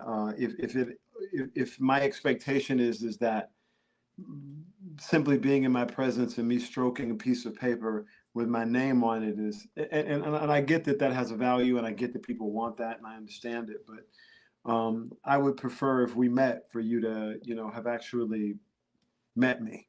Right. Yeah. Man, that's it. That's the thing, to say, oh, and we're not going to name names, but there's plenty of convention talent that it's like, like you said, well, you're welcome for being in my presence. Here's a little thing, and now, step away. And I mean, and if you see it as a transaction, that's one thing. I see myself as a fan. I would never want somebody to come and not have a fan experience with another fan. That's what I am, right? And it don't matter who you think you are. You started out in this motherfucker as a fan. That's how that shit jumped off. I don't give a fuck if you Mark Hamill or Harrison Ford. You fucking fan, okay? Yep. That's how and as you move the ladder to success, sure, you have lots of things change. Normally other people, right? Some people stay the same, some people themselves change, but nonetheless, we all start the journey as a fan.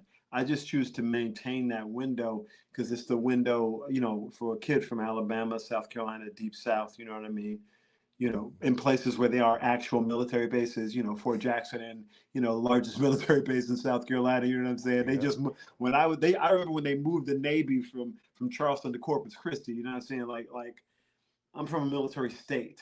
You know what I mean? Where that engagement is a part of the fabric of the community. It's not them over there doing that. It's a completely other thing. Okay, like getting kegs from the base is what we did in high school. You know what I'm saying? Like, let's just keep it 100. All right, like, I love it. I love it. You know what I'm saying? So for me, all of these things, including my manager, who's literally with a colonel, a graybeard. You know what I mean? So, sitting around with those cats, listening to them talk shit is pretty much my life. It's either professional sports or military, or some black lady telling me what to do, my mom, my auntie, what have you. So, but I really do feel like, that's kind of how it works. And sports has a way of taking, like, all this is acting a lot like military, right? Kind of removes a lot of horse shit, right? Because people, you got your assholes, right? Mm-hmm. You got your sticklers, right? And you got certain people that are just great people, vibe with, change your life, relationships that, you never knew you needed, So having my father be that type of person and a coach, and and watching, like, literally he gets like 75, 100 calls for Father's Day from people who see my father as their father figure, and I'm an only child. So I see all that as the same thing, right? His brothers in the military, they're talking about it. My uncles and their craziness. Boy, you better learn how to clean this gun. You know what I mean? All that, you know what I mean? That's awesome. So okay, more get to know you. This is a pop culture show, right? So we talk about everything Yep. from movies to TV to comic books to video games, all the things. Anything is really pop culture. What is it that you geek out about, right? Maybe outside of your given profession, like what's your geek thing? What do you go to? I mean, I've always liked, movies and, comic books and, all that kind of stuff. More weird, obscure, graphic novel, Persepolis, you know, you know what I mean? Like, that kind of thing. I got an obsession with some new stuff. I tracked down like Harriet Tubman, like Zombie Slayer. And I was like, what is this? What is happening right now? You know what I mean? Is that like the Abraham Lincoln's Vampire Slayer? Is that Yeah, similar? yeah. Same Okay. thing, right? You know what I mean? It's in that type of, realm.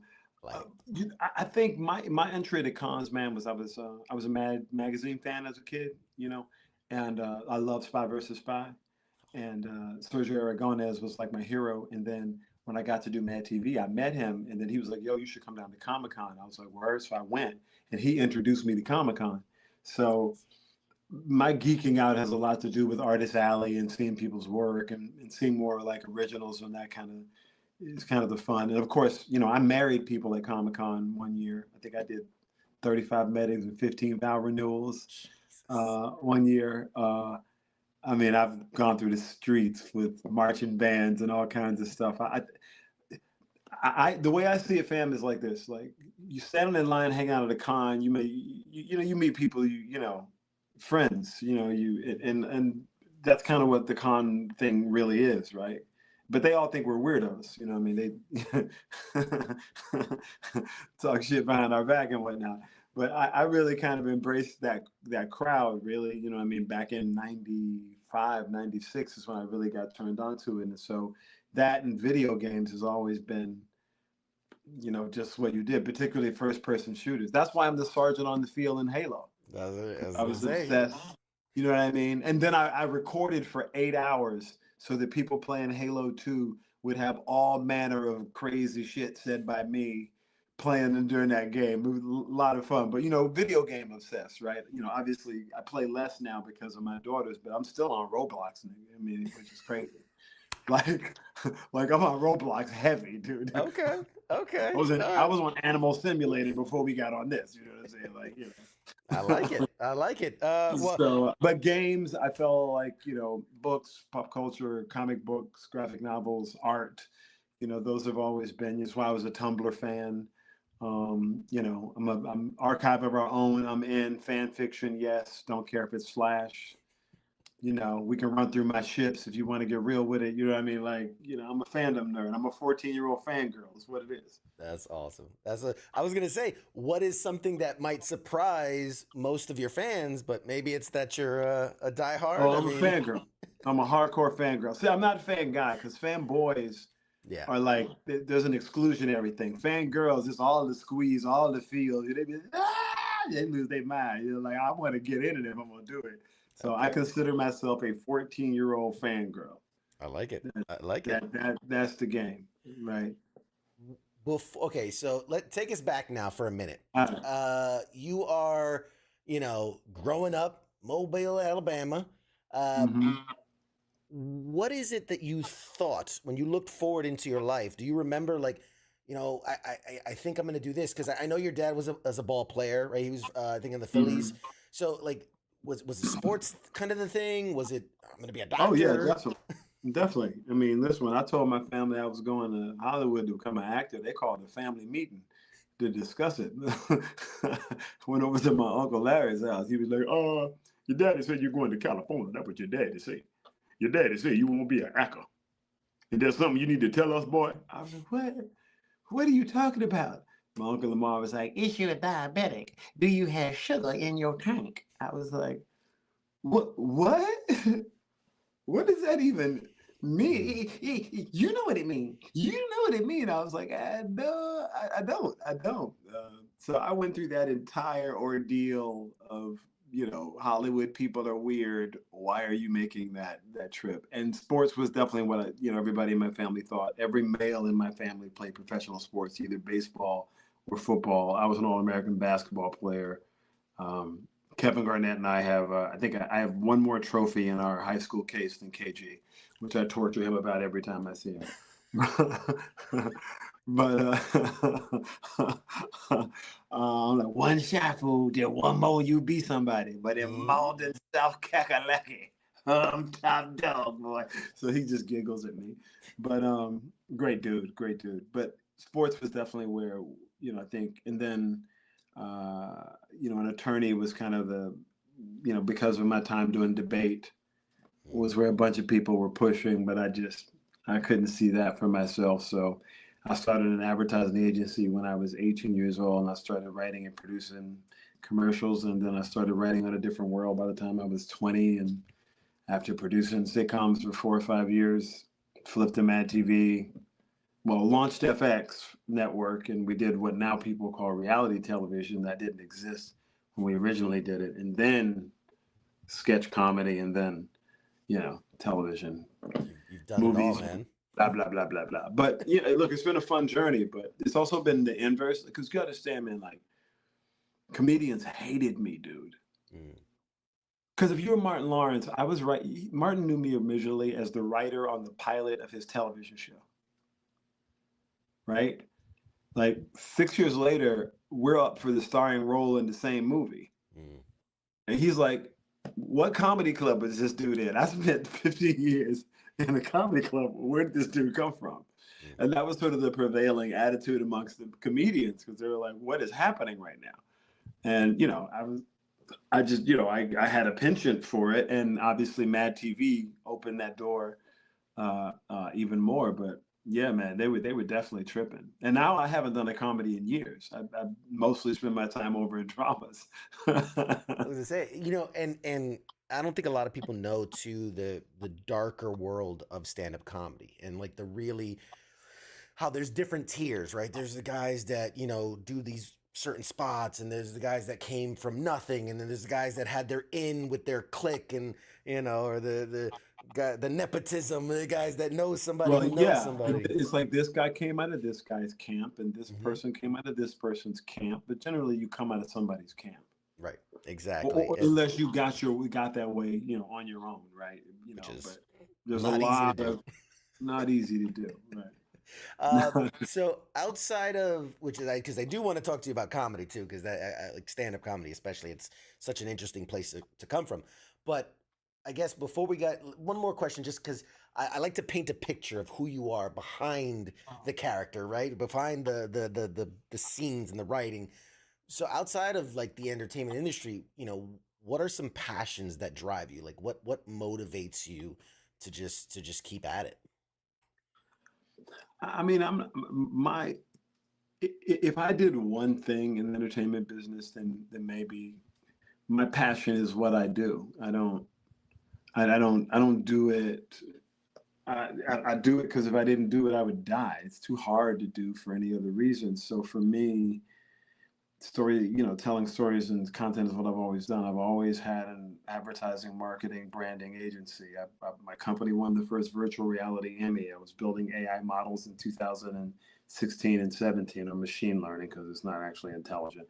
But, at the end of the day, as a writer, producer, actor, and operating in multi-genres, but also doing, various components of storytelling, particularly when we started my transformative media company in 2016, which was largely about servicing, my clients. But, my clients were Star Trek and Sleepy Hollow and Now You See Me and Ender's Game and Book of Eli and Blind Side. I mean, those are our projects and movies, Hawaii Five-0 and all that kind of madness. And when you're doing stuff on the digital side and building apps and all that kind of stuff, my passion is storytelling in all those different ways. The way you storytell on an app is different than the way you would have done it on, Twitter, now X, or different than the way you've done it on Instagram or Twitch, or are different than with an interactive screen than with a two-dimensional screen where that's a lean back experience, right? So, or different than in VR when it has to happen to you, right? Where an empathy is normally drawn from seeing it happen to someone else. In VR, it happens to you, so that's a coding gig. In many ways, different than it is a visual gig in the way that you think of in traditional storytelling. So, in all of those aspects of what I love, right, the nerdiness of it all, I guess, I don't find time that I'm bored, but I also don't think of it like it's work. You know what I mean? This is just kind of what I've always done, and so I've been doing the same thing as a teenager. I've never had a 9 to 5. I don't know what any of that is. You know what I mean? I've never worked for anybody else. I think I made biscuits at Burger King in high school. That was, but that's it. So if that answers your question, I guess my passion is my work. My work is my passion. Aside from this, the thing that probably I really enjoy more than anything else is hanging out with my daughters, and that's probably the most fun because they're brilliant and hilarious and beautiful, and I'm obsessed. And I enjoy it. But aside from literally doing that, which is just to me a super fun thing because they're the best writers in the world. They're just super funny. That's awesome. But and then when I get to work, I kind of zeroed in, as it were, on what you paid me to do, because for me it really is about what you contracted.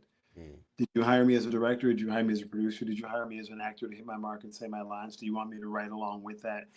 Did you hire me as a marketer? In what medium did you hire me as a marketer? Is this about digital? You know what I mean? Is this about VR? Is this about AR? Like, what's it about exactly? Are we trying to build a UI UX experience? And in that case, what's your user? You know what I mean? So what did you contract for me is genuinely how I tend to respond. Wow. You obviously have such a passion for it. It bleeds right through the screen just how excited you are to talk about it. That's incredible. I mean, I've been doing it for a while, right? Technology. Look, this notion, listening to people yell about AI to me and other technology is literally like watching a bunch of dudes with picks and shovels yell at the man in the tractor. You can stand out there and yell at that jackass in that tractor if you want to. But no matter what you do, he gonna win in that tractor.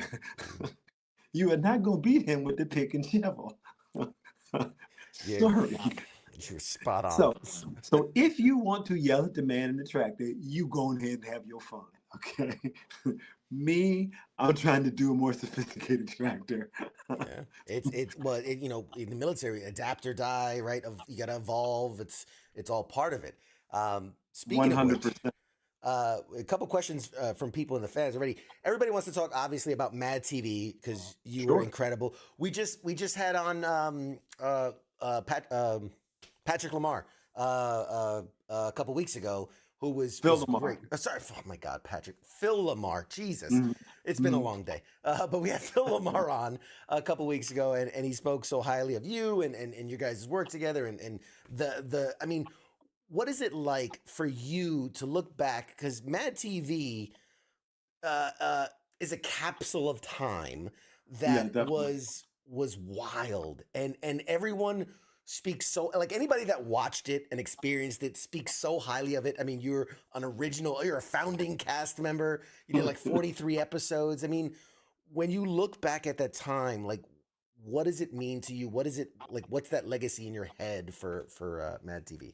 I get a giggle out of all the shit that I got in trouble for. I spent the whole time in trouble for some bullshit. I wrote this sketch called Schindler's Lost. Okay. It's my parents in a car because my dad will not stop for directions, right? So it's Schindler's Lost, the man with the sense of justice, but no sense of direction. So he doesn't make it anywhere. He doesn't save anybody. All right, now it's Mad TV, no sacred cows. I thought that was funny. I'm sorry, I did. Man, somebody on set sent the pages to Steven Spielberg and the Anti-Defamation League. The story goes that Steven Spielberg was in a helicopter flying to the Hamptons with Quincy Jones, and he took the phone call and hung up. And when they landed, Quincy said, "Hey, what was that call about?" And he was like, "Oh, some show called Mad TV. We had to kill a sketch." And Quincy goes, "That's my show." So next, I get a phone call from Quincy Jones asking me Like, what? He's like, what is wrong with you? Do you have to poke the bear? Like, what is wrong with you?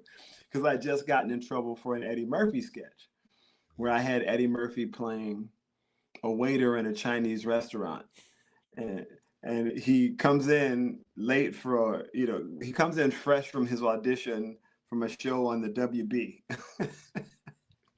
And he sees Spike Lee sitting at a table. And he's like, Spike, my man, what's happening, man? Does the whole thing, right? And Spike is doing the Eddie Murphy story. And Eddie is trying to get Spike to cast him in his own story. But Spike won't do it because he's cast himself in the role. So again, Quincy calls me, why you messing with Eddie Murphy? I'm like, Eddie Murphy hit everybody. He hit Bill Cosby. He hit Richard. Like, I'm on Mad TV. I thought I was supposed to, whatever. Then I got in trouble for the Bill Cosby sketch because I had Bill Cosby as a drug dealer. Ahead of its time. I was just, So I kept getting myself into these things where they were like, what do you do?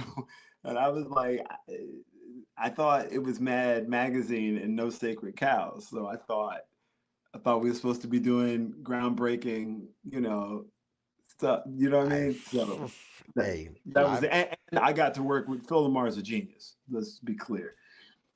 I've laughed there are things that Phil Lamar did 25 years ago that I still laugh at. I just cry laughing at. I had a great time with Brian Callen, Nicole Sullivan. Mary Shearer is brilliant. Deborah Wilson is, out of here. My brother Artie Lang and all that craziness we went through. I still think of that. That's a huge part of Mad TV for me because, Artie came and lived with me. If you've read his book, Too Fat to Fish, or you're a Howard Stern fan, he attributes me with saving his life, which was carrying that big motherfucker from the Oakwoods to the car and getting him.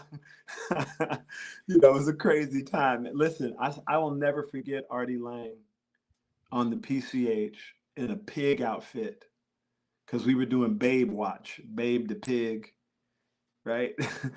On Baywatch, right? And Artie's on a Coke bender and we're in bumper to bumper traffic, right? And I'm in a Chrysler Sebring with like the top down, like a rental car, right? And Artie's got the prosthetic nose hanging off the side of his face, and he's snorting cocaine off the dashboard. People are in bumper to bumper track going, look at that pig snorting cocaine in that Chrysler. How many teeth is that? Is that 12? 1, 2, 3? How many teeth is that pig? It's hard to forget about the other craziness. I'll tell you one more. Same time, we were shooting Babe Watch. We were out at Zuma Beach in Malibu. We stayed at this Fleabag motel because it's Mad TV. We had no money. We broke. And me, Herman, and Artie shared a room, right? And Artie had been on a bender all night, and I had been trying to make sure my man was cool. I wake up the following morning to a room that smells like I'd fallen asleep inside of somebody's anus. Okay. That's how it stank that bad. Like to the point I was blinking, like eyes water and stank, right? Artie's gone. David Herman is gone. And I hear boom, boom, boom, boom, boom. Housekeeping. And I'm like, what? And I'm running around trying to grab my stuff, trying to find the source of the stench, which turns out to be Artie who shit the bed and then just covered it up. Boom, boom, boom, boom, boom. Housekeeping, it's check out, you have to come in. And I'm realizing I'm about to get stuck when Artie shit the bed. So I throw my bag off the second floor balcony and I climb over the railing and I'm trying to get my foot on the railing down below. And I let go and I lose my balance and I fall backwards and roll down this anthill who ate my ass up as I got down. And as I'm down there slapping ants off of me, I hear, oh, it's the meal. What happened in here? Oh my God. I ran. I got to the car. I get to Malibu Beach. I go into the lifeguard stand to find Artie in the pig outfit, still snorting cocaine. complaining that it's too windy on Zuma Beach to snort any out there. So he's got to come into the lifeguard stand. Woo! Okay, when I tell you it was a insane time, dude. I haven't even gotten to the stories about fighting in the Mirage and hold on, Artie screaming Jimmy Khan at Jimmy Khan as he's overplaying gambling, and James Khan getting furious and security coming and dragging us out of Vegas. Dude, it was a wild. Mad TV was a magical, crazy, wild time, the stuff they let me write and get away with was crazy. They let me get away with crazy stuff, and I was the only cast member who was on the writing staff. So that was another source of trouble, because when something you don't like, hey, jackass, where did this bullshit come? So I was under fire the whole time. So that's why I did it for 2 years and left first, because I was like, I'm tired. I'm fucking getting killed here. I'm dying here. I mean, my goodness. Oh, I love it. I could listen to these stories all day. Oh my God. I mean, I haven't even scratched the surface, man. We're gonna have you back again so we can just do a story time and just go over, because this is awesome. Listen, one of the funniest moments ever is watching Deborah Wilson chase down the executive producer on a bet and stick her thumb up his ass. That shit was the most hilarious shit in the world. And then after she wrestled a 6'4" man to the ground. Okay? Wow. 6'4". She wrestled him to the ground. And now I want you to know, the whole time I was like, you wanted it. You wanted it. Why are you acting like you didn't want it? You were hoping she did this. You planned the whole thing. Oh, I called his wife, dude. His wife was cracking up. And then she confessed that, he did like a little diddling, ba, ba, ba, ba, ba. And then we fell out laughing. So for the rest of his Mad TV tenure, we let him know that his wife had verified that this is what his kink was. Ergo, he wanted her to do it. Oh, man. I'll leave you with that one, my friend. This is glorious. This is by far the best interview I've ever had. Every 5 years doing this, best interview. So many questions.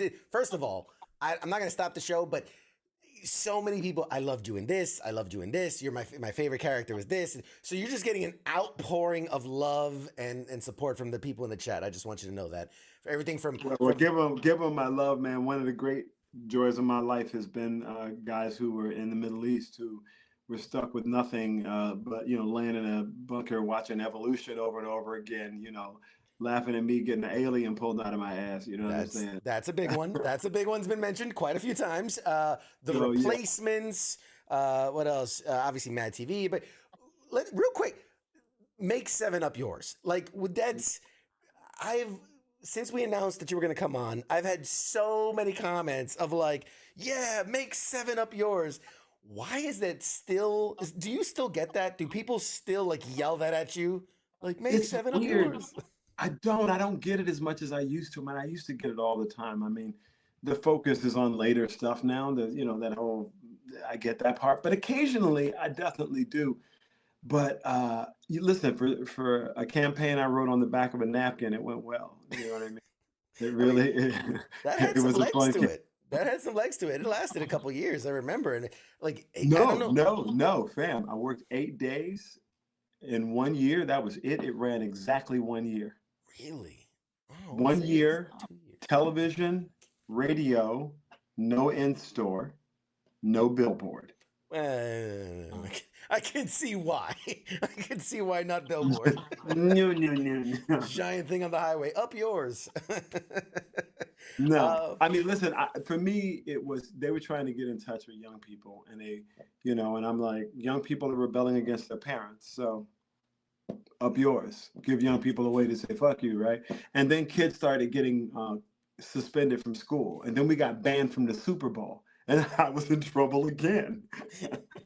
And I Katie mean, Couric was like, "Is this offensive?" And people were like, "I don't know if it's offensive, but like, dude, I was in so much trouble for Make Seven of Yours." that's so good. A couple of questions. People wanted to know, what was it like working with Gene Hackman, I guess, in The Replacements? Oh, Hacky is my dude, man. So we had a lot of fun together, man. We would go drinking every night, sit and drink wine at this Italian restaurant. During The Replacements, I was obsessed. I had these teeth that Greg Nicotero, who does Walking all the Dead, yeah.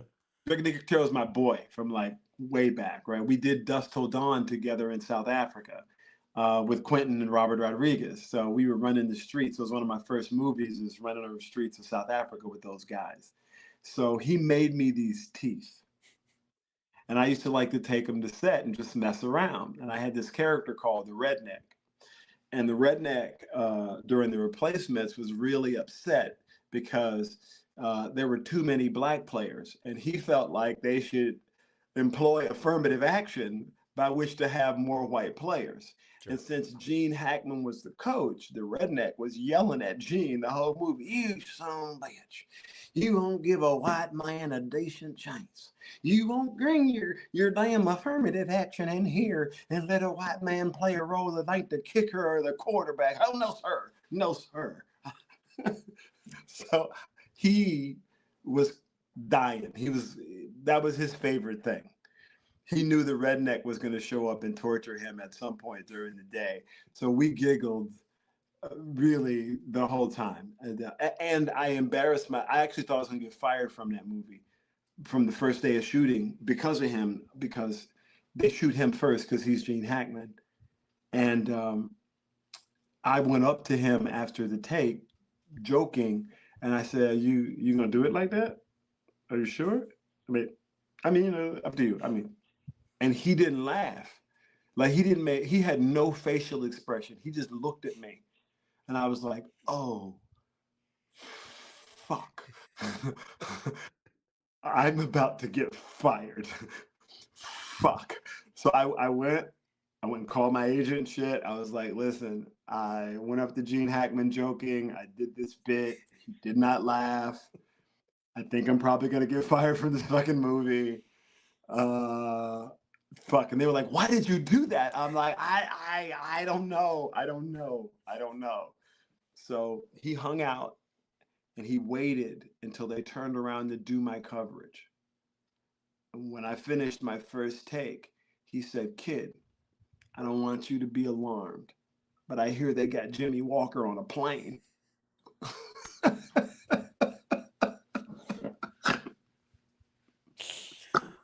Nice.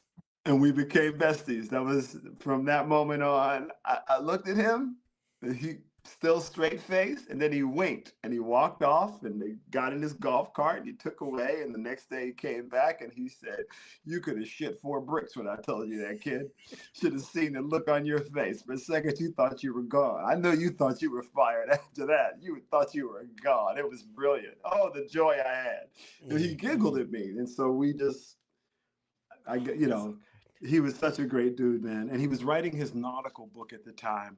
So we spent a lot of time just, him imparting information about sailing and, what he'd fallen in love with and what his connection to it was with his family. And yeah, I got a chance to really kind of get a master class on a lot of things from Gene Hackman, man.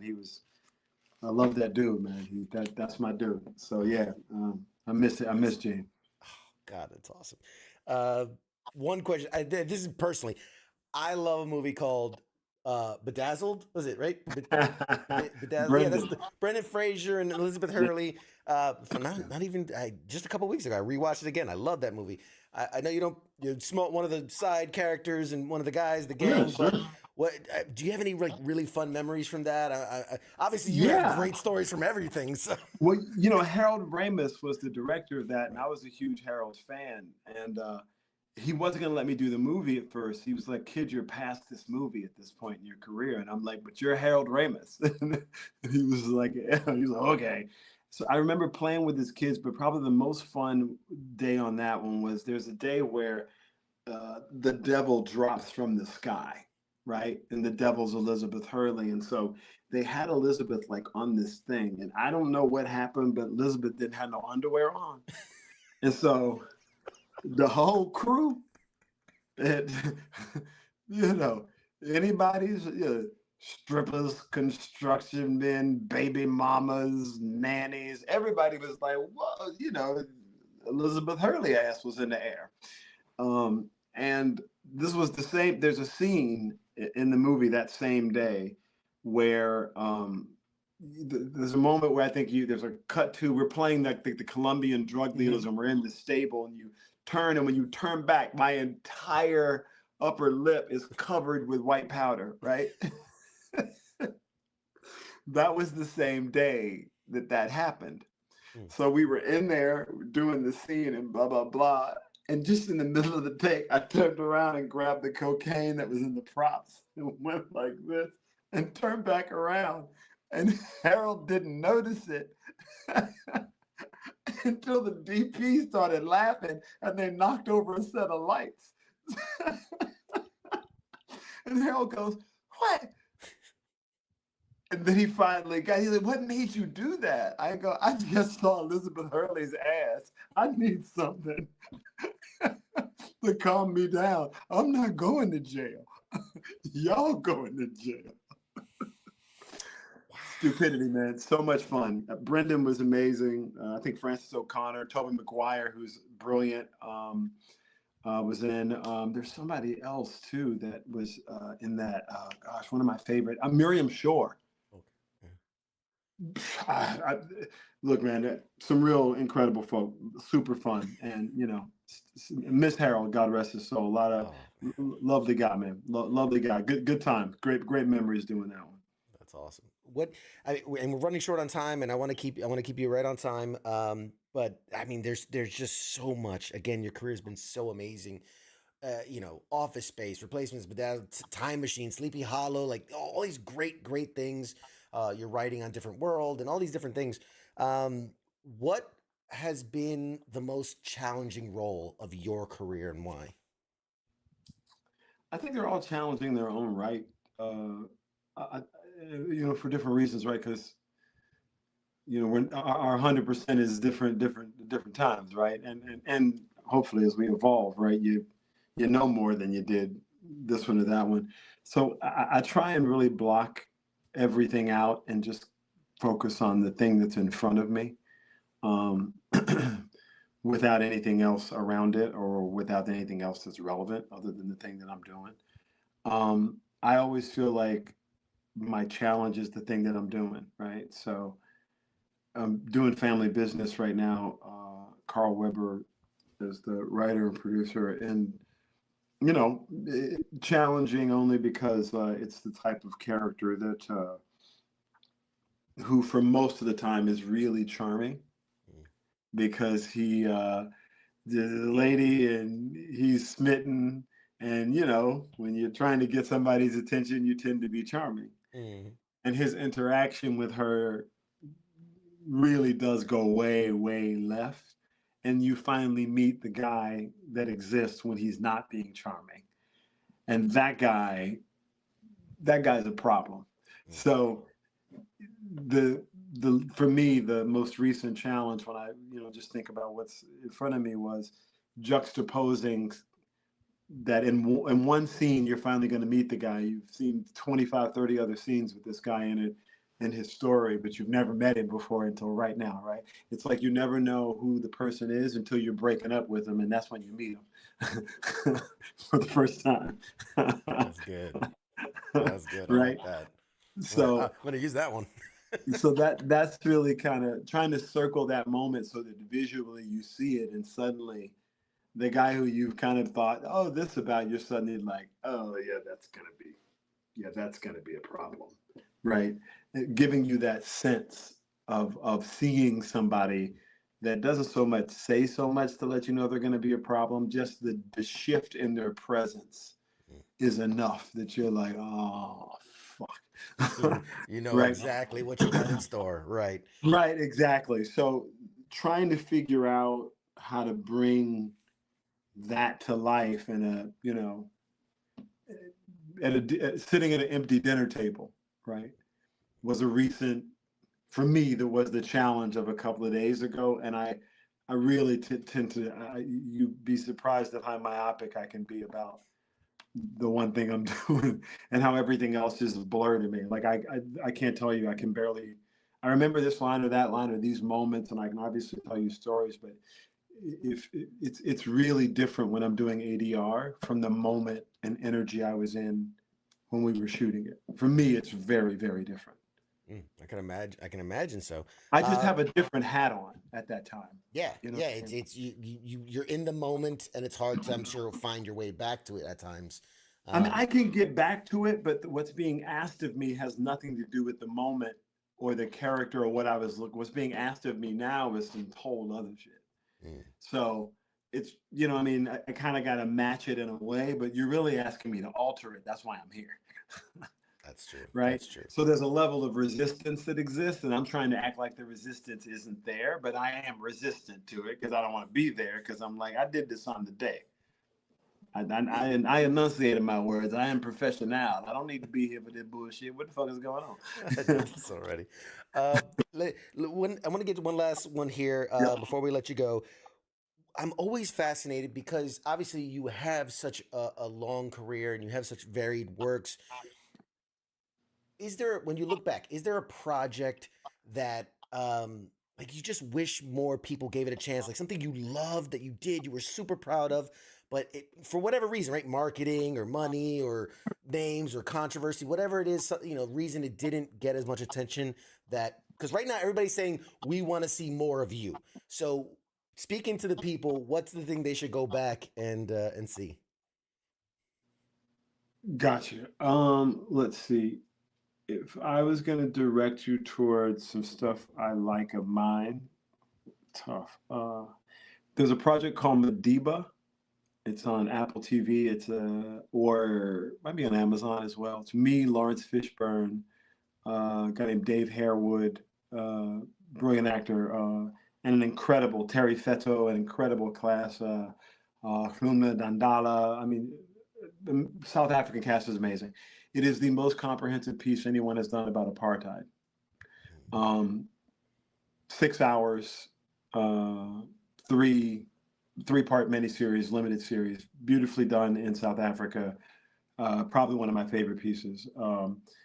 If you're looking for film noir, there's a really creepy, scary movie I did called Seconds Apart, where this investigator is investigating the situation where these two twins are. It's not quite right. It is very film noir. It's dark and shadowy and tortured, but if you're looking for a serious horror scare movie, a fun ride, that one. I think that one's a fun ride. Let me see. Ethan Hawke claims that he did a piece called The Good Lord Bird on Showtime. And on The Good Lord Bird, I played this character called the Railman. I think he's maybe in episode 6 or 7, but Ethan encourages everybody to go watch that. And by the way, Ethan is phenomenal in The Good Lord Bird, based on a book. He's phenomenal. But I recommend that. The Real Man is worth it for the couple. He's similar to Mr. Nancy in that, in American Gods, I think Mr. Nancy's only in 2 scenes in the first season. Right. And then he comes to life in the second season. So those would be the ones off the top of my head. I would. And for animation stupidity, I would check out a thing called The Adventures of Chico and Guapo. Guapo. Animated comedy, crazy. It still runs on MTV in Latin America, but I do both of those characters. That's a crazy one. But yeah, that's some friends created it and we launched it on MTV. It was the first content that Viacom ever put on iTunes because we made it for mobile and broadcast in 2006. Wow. That's it. So, there you go, folks. You got your homework. Everybody, you got your homework. They take notes. They got to go see. They got to watch all this. You're going to see an uptick in Seconds all Apart, Good Lord Bird. Those are some fun ones. I can't think of any others off the top of my head, but check those out and see what you think. Report back. And Madiba. Madiba for sure. Anything you want to, or I'll give you the last minute here. Social media where people can follow you. Anything they should look out for to support. What's the next big thing? The Orlando Jones is me on social media. They got this weird blue check mark that supposedly means something. So that me. I call myself Trollando online because I troll normally me, but other people occasionally. Family Business is coming out. That'll be on BET and Netflix. It's Family Business New Orleans. So there's been 5 seasons of Family Business already. So this is the new spinoff, as it were. There's a project I would love to tell you about that I actually agreed to today. That's insane, but I can't talk about that until next week. So I will leave that off. Let me think. Yeah, I'm going to be at Gotham in New York for a couple of dates. I'll probably be at Virginia Beach. I'll be in around the Richmond area, Funny Bone, Virginia Beach, Funny Bone there, Gotham, New York. Those are kind of the places. Normally I'll post, where I am. Right now I'm still shooting, Family Business.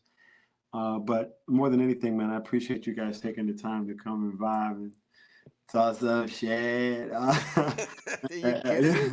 Everybody and right mad now. love to the people in the chat. Man. Yeah, the people in the chat, they're like, you have to come back for a part 2. I mean, there's questions about Drumline, about Biker Boys, Drumline. about. Oh my God, I forgot. Yeah, you're just getting just a ton of love. People don't know Drumline is based on Dallas Austin's life. Really? That's Dallas Austin's life, moved from high school to college. Look up Dallas Austin and look at the artists he's written with, and imagine this silly story. So Dallas Austin has these brothers, and they're all older than him, and they're all in the band. So he starts learning these cadences with his older brothers when he's he must have been like 9. So by the time he's a freshman, he's been playing the cadences longer than the seniors at the high school. So that's why he was clowning those fools. But all that really happened in high school because Dallas was a ridiculous drummer. That's people don't know that's him. Nick Cannon is playing basically Dallas Austin. That's amazing. Which is crazy. Yeah, we got one comment said, I need a weekly dose of Orlando. So, if you want to start a show, you can tune in and we'll get you.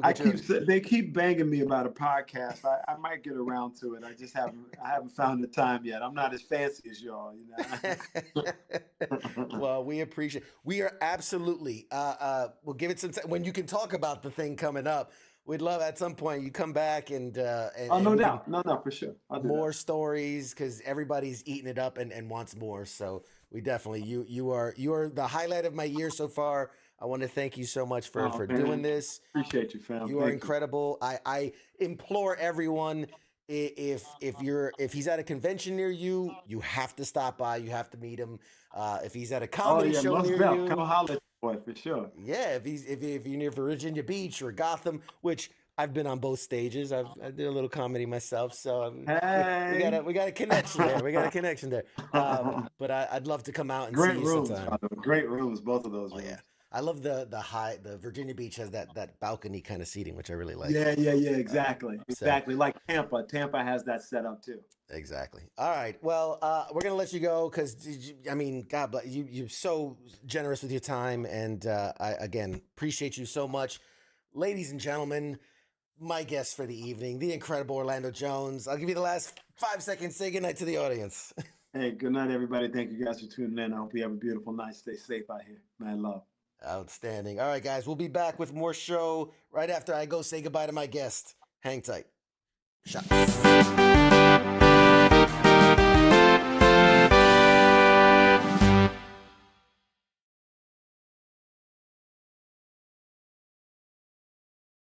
You're listening to the sounds of WTF Nation Radio.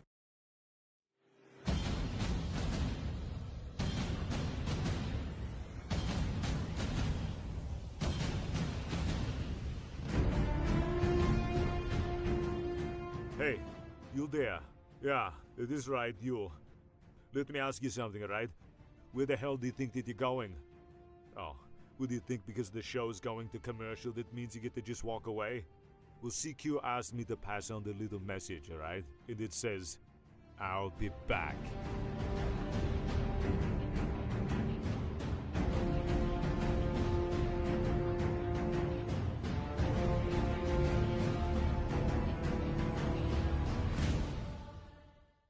After all I've done, do you love me now? Do you love me now? After all I've said, running through your head, do you love me now? Do you love me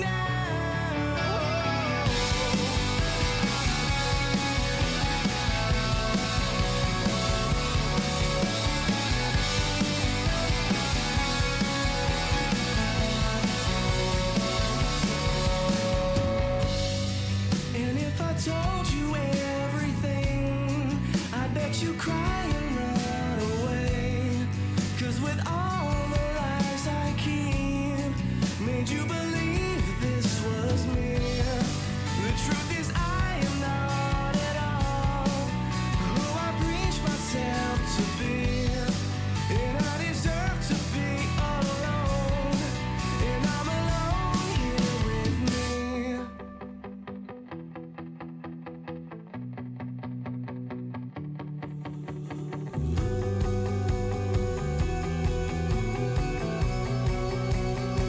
And after all I've done, do you love me now? Do you love me now? After all I said, running through your head, do you love me now? Do you love me now?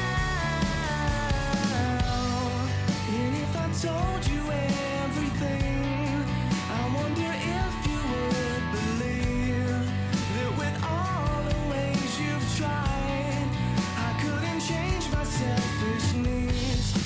And with endless love from you, I took for granted everything. And I deserve to be alone here with me. After all I've done, do you love me now? Do you love me now? After all I've said, running through your head, do you love me now? Do you love me now? And I believe I could close my eyes and make it go away in dreams. And honestly, I could die. Broadcasting live from the basement of the Pentagon. This is WTF Nation Radio.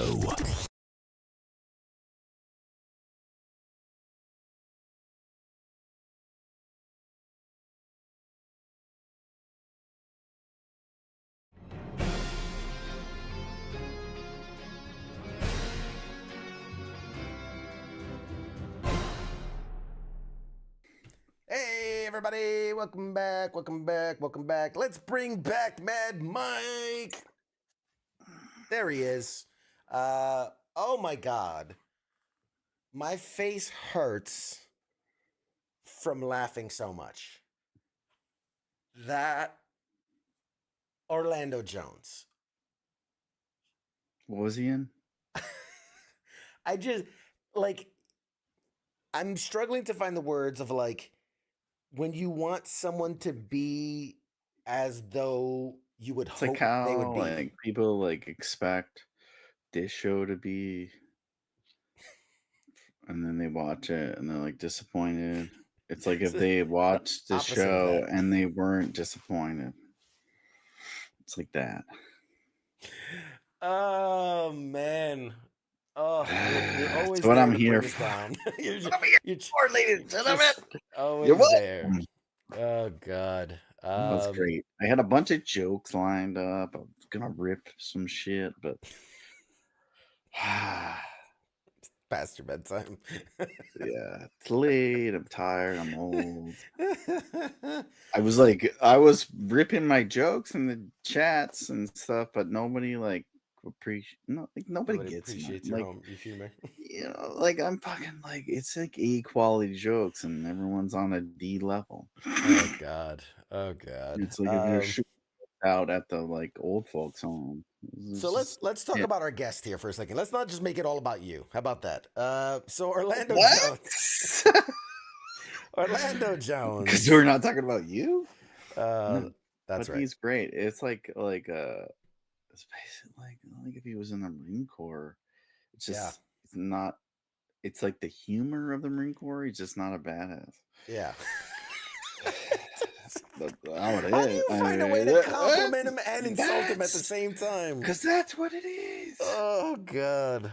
If I punch him in his face, he's falling down. But he's fucking hilarious. If I whip out my dick and I'm like, look at this shit, and he's gonna laugh, and he got some jokes. Like, yeah. Oh man. That's how we roll. He's talking about Artie Lang taking his nose off and snorting coke. Like, that's infantry stuff. It's like if you're like doing butt coke, which is an infantry thing. Like, you can't Google it, but yeah. And he told it on our show, which makes it all the better. We gave him no motivation. It just came out of the air. The gods just gave it to us. I just said, you must have some funny stories. He's like, oh yeah. Artie Lang took off his nose and did coke in a LeBaron. I think it was a Sebring. He said a Chrysler. I automatically, when you say Chrysler, the funniest Chrysler is a LeBaron because of the Tom Green movie. So I just go LeBaron. Okay, fair enough. That was. Yeah. He's like, we're at a stoplight. He's doing coke, pig note, like no. It's like this is like we could not like. It's like if I, this is what I thought. These are the words in my head. I don't say them out loud. No, we're not doing that. That's the dumbest shit I ever heard. Why do I have you on this show?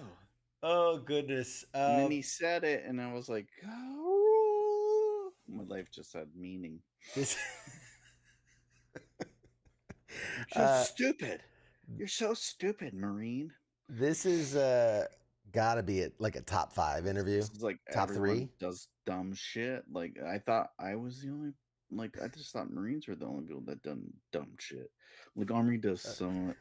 They do somewhat dumb shit. Like, ooh, look, I saw your butt crack. Marines are like, I just fucking shoved a dildo in my butthole. They're like, we just did coke with a fake nose. Remember when we used to talk about? You remember when we used to talk about pop culture stuff? And they're on Mad TV, which they were making like $35,000 a year. Like they were making a lot of money. Remember when we used to like talk about pop culture stuff on this show? And I pounded nanny ices. Never did coke off a dashboard. Couldn't afford it. Oh man. Anywho, so that was the highlight of my experience from that interview. I'm sure other folks listened to like his work and his creativity. He's a very funny dude. He did a lot of shit, I'm sure. But like Greg says, the first 5 minutes of the interview, we all knew it was going to be amazing. He came out swinging, man. No, he came out swinging. So CQ sent the list. He sent me a list of like 40 people, and he's like, "Who should we get on the show?" And it was like, boom, boom, boom. Number 3 was fucking Orlando Jones. I was like, fucking Orlando Jones. That guy has lived life. And he's like, I'll see if I can get him. Like, no promises. Like, typical CQ bullshit. I don't know. I'll see. And it's like, why are you asking me if you can't really fucking get me these people?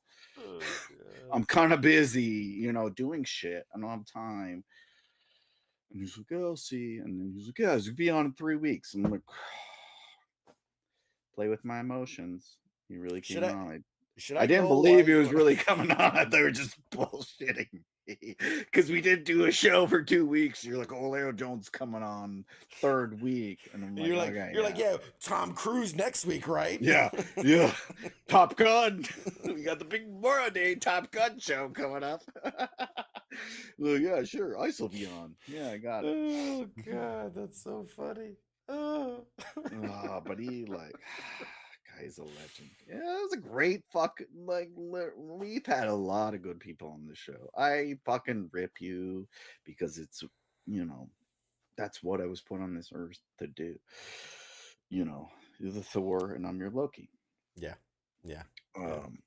But yeah, I was like, Jesus Christ, we did not, ladies and gentlemen, we did not put him up to anything. I didn't It was pay him for all that. just That was comic all. fucking genius. We've had a lot of stand-up comics and they didn't deliver, and he fucking delivered it.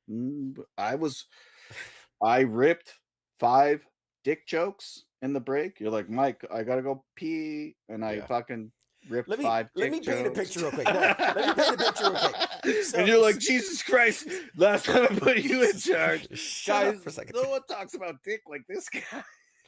All right, I'm gonna take Bad Mike off the. There you go. He's off the thing for now. I'm putting him in a corner so I can talk for a second.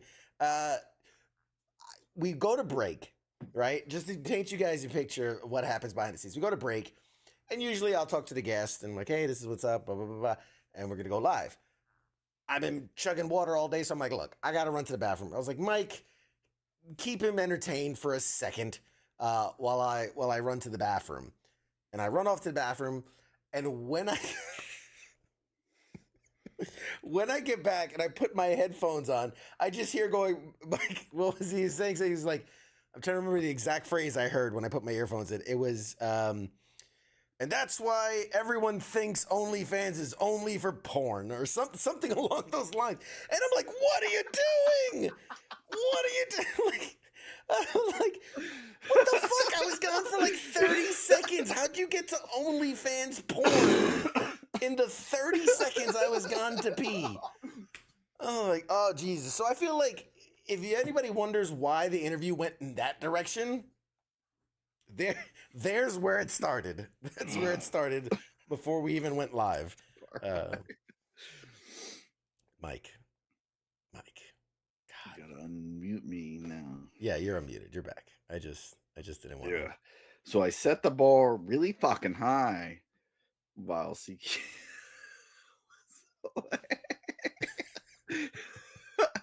He's like, okay, this is the type of show we're on. I got it. I got it. I got a bunch of Coke stories. I got.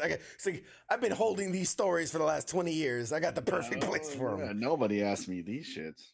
That's the shit people want to fucking hear. Like that's why Joe Rogan's so successful, because that's the shit people talk. Be you. Like that's real life. That's what you want to hear. I don't care about your bullshit publicitist, bullshit about whatever. Oh, you gotta act this certain way. No, we're all human. We all do shit. Yes. Keith says Orlando is thinking this is the last time I do another veteran podcast. Oh man. All right. Anyway, he's probably gonna up his game. He's probably like, I gotta get more dick jokes in my shit. It's like, oh god. Anyway, Orlando. Don't be surprised. Hey, patent pending, copyright. I better not hear Orlando Jones like, oh, OnlyFans. Bitches. I thought it was only for showing your titties. Anyway, moving on. That was great. Orlando, dude, what a legit, just super cool dude. And everything I said, I really do believe. If you have the good fortune that he's coming to a convention near you, it's worth it. It's worth it to meet him. I mean, that's how he was with every person in his line. Didn't like that's what I do, and you kind of do it. You're a little more PC than I am, but we kind of hang back, don't say nothing, and we see how people like, oh, we're have this person on our show. Let's see how. Oh yeah, I'm going to this con. They're there. Let's see how they are. And you were like, yeah, like you told me that before he was even an option on the show. Like, yeah, Orlando Jones was there. And I was like, how was he? And he's like, yeah, it was great. Like he was whatever, high energy. He's like hugging people, coming behind the counter and this and that. Like I've said it 1,000 times. A lot of times you go to the cons, you pay to go in, whatever the fee is for the day or the weekend, you buy the passes and then you pay for whatever you want. You pay for a picture, you pay for an autograph, you pay for a hug, you pay for butt sex, you pay for all that stuff. And then you like it's up to them to deliver. And you were like, yeah, he fucking delivers. He comes around to everyone. He fucking talks to them, like laughing. It's a good time, and that's a rarity. I, you've been to more than I have, but I've been to a lot too, and not a lot of people do that, and that's what's frustrating because it's like you're in the entertainment industry, you entertain people constantly. That's your brand. Like I'm an asshole. I'm always an asshole. I'm always, I fucking nail it every time. Like You if know you what you're run gonna get. into me on the street, you're getting the same person you get right now. I If just they want you to run know. into you on the street, they're getting the same thing right now. You're friendly, whatever, open up. No. So I like bobble my head a lot. just do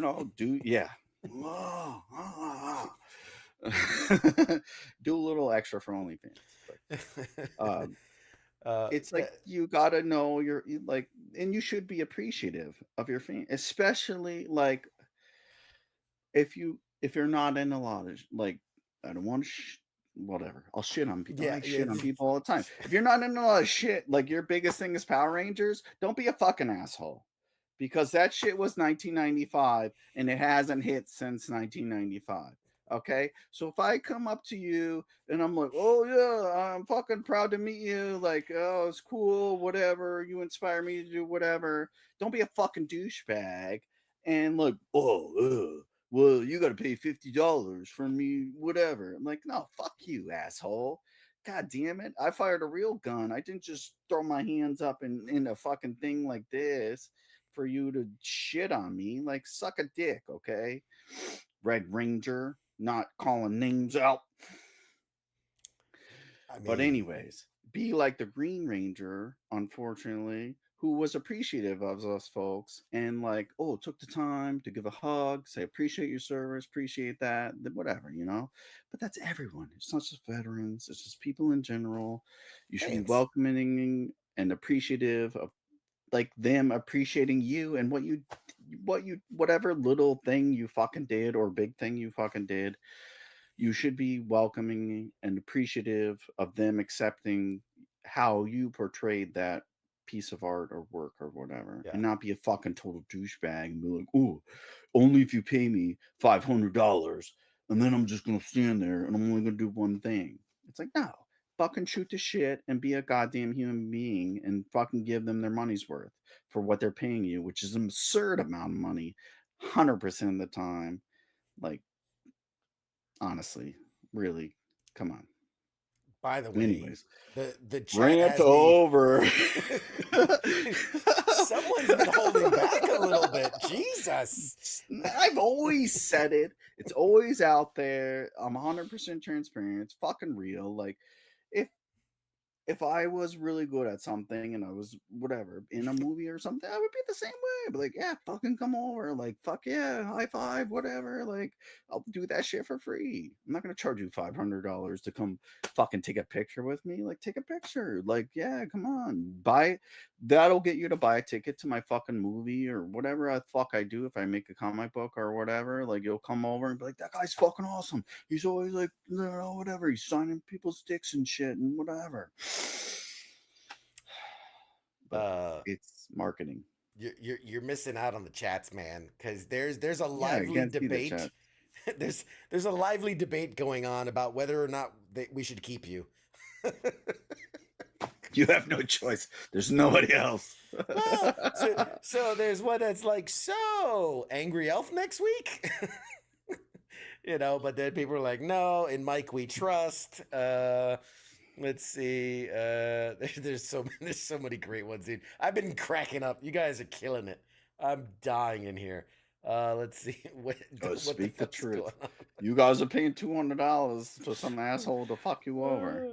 Anyway, or as Greg says, so this has been Pop Culture Warrior. We have no more guests. Nobody's coming because Fucking Mad Mike blew up all their Comic-Con spots. I mean, we did have the Red Ranger, but now you just called him an asshole. So, I mean, which one? Which one do we have?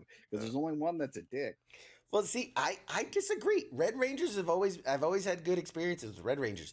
Now, Blue Red and is my Black favorite Rangers, color. Oh, blue was and it blue and Shit, black did I ones. confuse my color? You know how I Yeah. am with colors. God damn it! They're all delicious. The Blue Ranger, you think of it? It was blue. Hey, I I'll was thinking call of it like I blue. see it. I Fuck. said I'm not gonna I'm be. sorry, red, blue. You're both delicious. Whatever.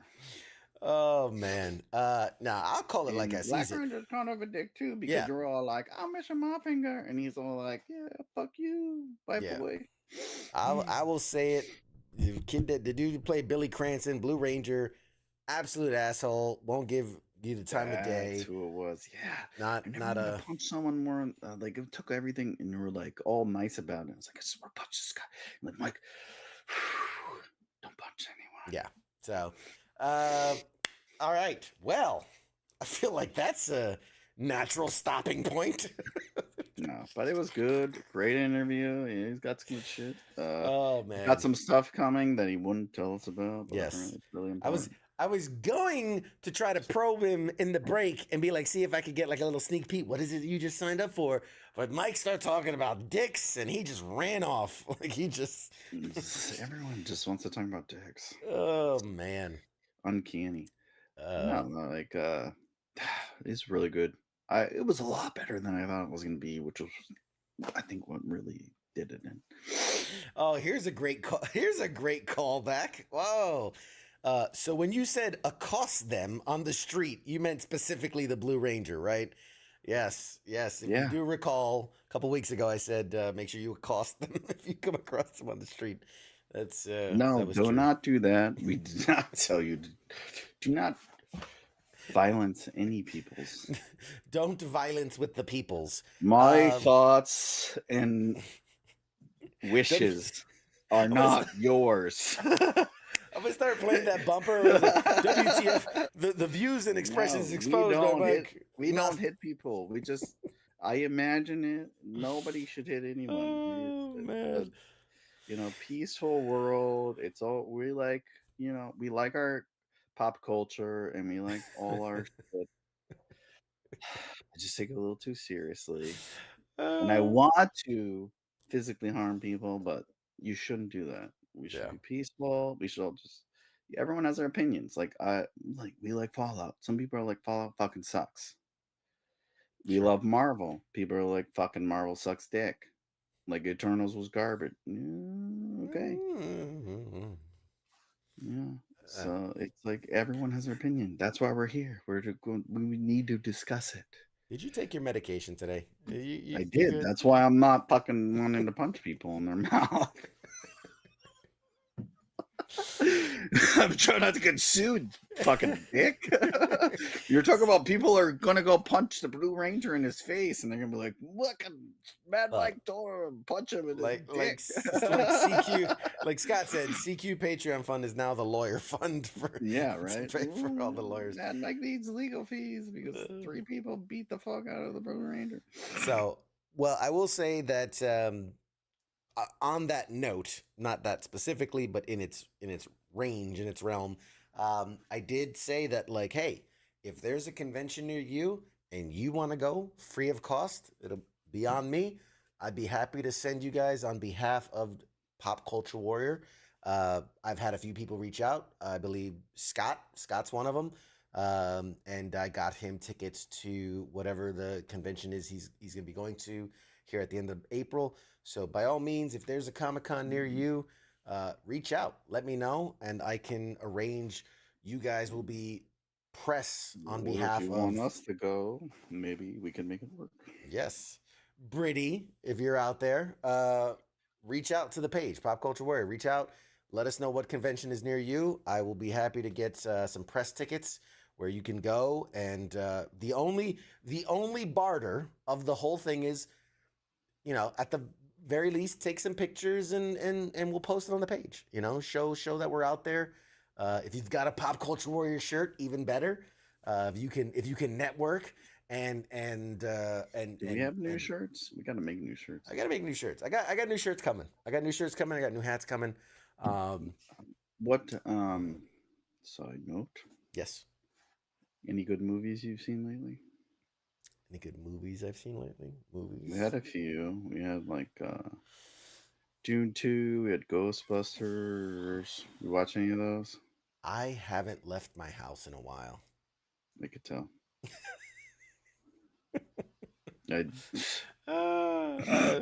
I know. I mean, well, you've left, but not to watch movies. Nah, I barely go outside anymore. Fuck that. Have you seen people outside? Have you seen society? Unfortunately, that's why I'm so fucking angry. Yeah, that's why I stay inside.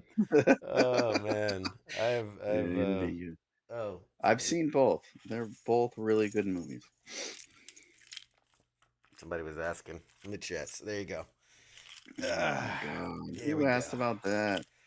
Just only the best people. Can we block them? There's a guy that made it, wasn't it? Oh, Jesus Christ. There we go. God, that shouldn't fucking be. Looks good, man. Damn, that looks good. It's like, that's, yeah. You're like the Skarsgård father in Dune 2 with that gold chain on. Oh, God bless. Oh, man. Anyway. All right. So, what, yeah, so that was my we got point. coming up? Anything good? My point. Besides me being here? We'll see how long that lasts. My point was, if there's a convention near you, you want to go, let me know. I will get you passes, and you will be an arm for Pop Culture Warrior out there. We do have the conventions coming up. There's some behind the scenes stuff we're shooting. Where are you going lately? I got things. What you got coming up? I got things. Some things? There'll be some traveling. I think it's first week of June, I think it is. There's no show first week of June because all I can say is I'll be in Texas. That's all I can say at this moment. I'll be in Texas. No trips to Augusta yet. Sorry, no. One day. Am I getting? Oh, you did Atlanta. I did Atlanta. Yeah, I did Atlanta a while ago. We did the. What's in Augusta? There's nothing in Augusta, right? Augusta, Georgia. It's the capital. I know that, but I don't think they film anything there. So I do have Texas coming up. I do have California coming up. I'll be at MGS Con 2, the return, the Liberty Con. Metal Gear Solid. Yeah, well, they can't legally say it's Metal Gear Solid, so it's Meme, Jeans, and Snakes Con. Really? Yeah. Well, memes like memes, genes as in like the DNA genes. It's snakes because Yeah, it's gay. Metal Gear Solid Con. It's MGS Con. Well, they can't. They get sued if they call it Metal Gear Solid Con. I can call it whatever I want. You can call it whatever the fuck you want. I have want. no fucking money. Come on, come at me, bro. Yeah. Sue a disabled veteran. So I got that. I got not LA, but wherever that is, San Diego. I forget California area, whatever. Somewhere in California. It'll be somewhere in California. Same area. Texas. I think I got something in Florida coming up. I'm trying to look at my map here. There's a couple things happening. Let me know if you come to my state. I'll let you in. You meet me at the door. Meet me at the door. I'll meet you at the door. There's a special punch code thing you have to get. I got connections. Just let anyone in these days. I know. Damn it! I feel like there's something else that I can't.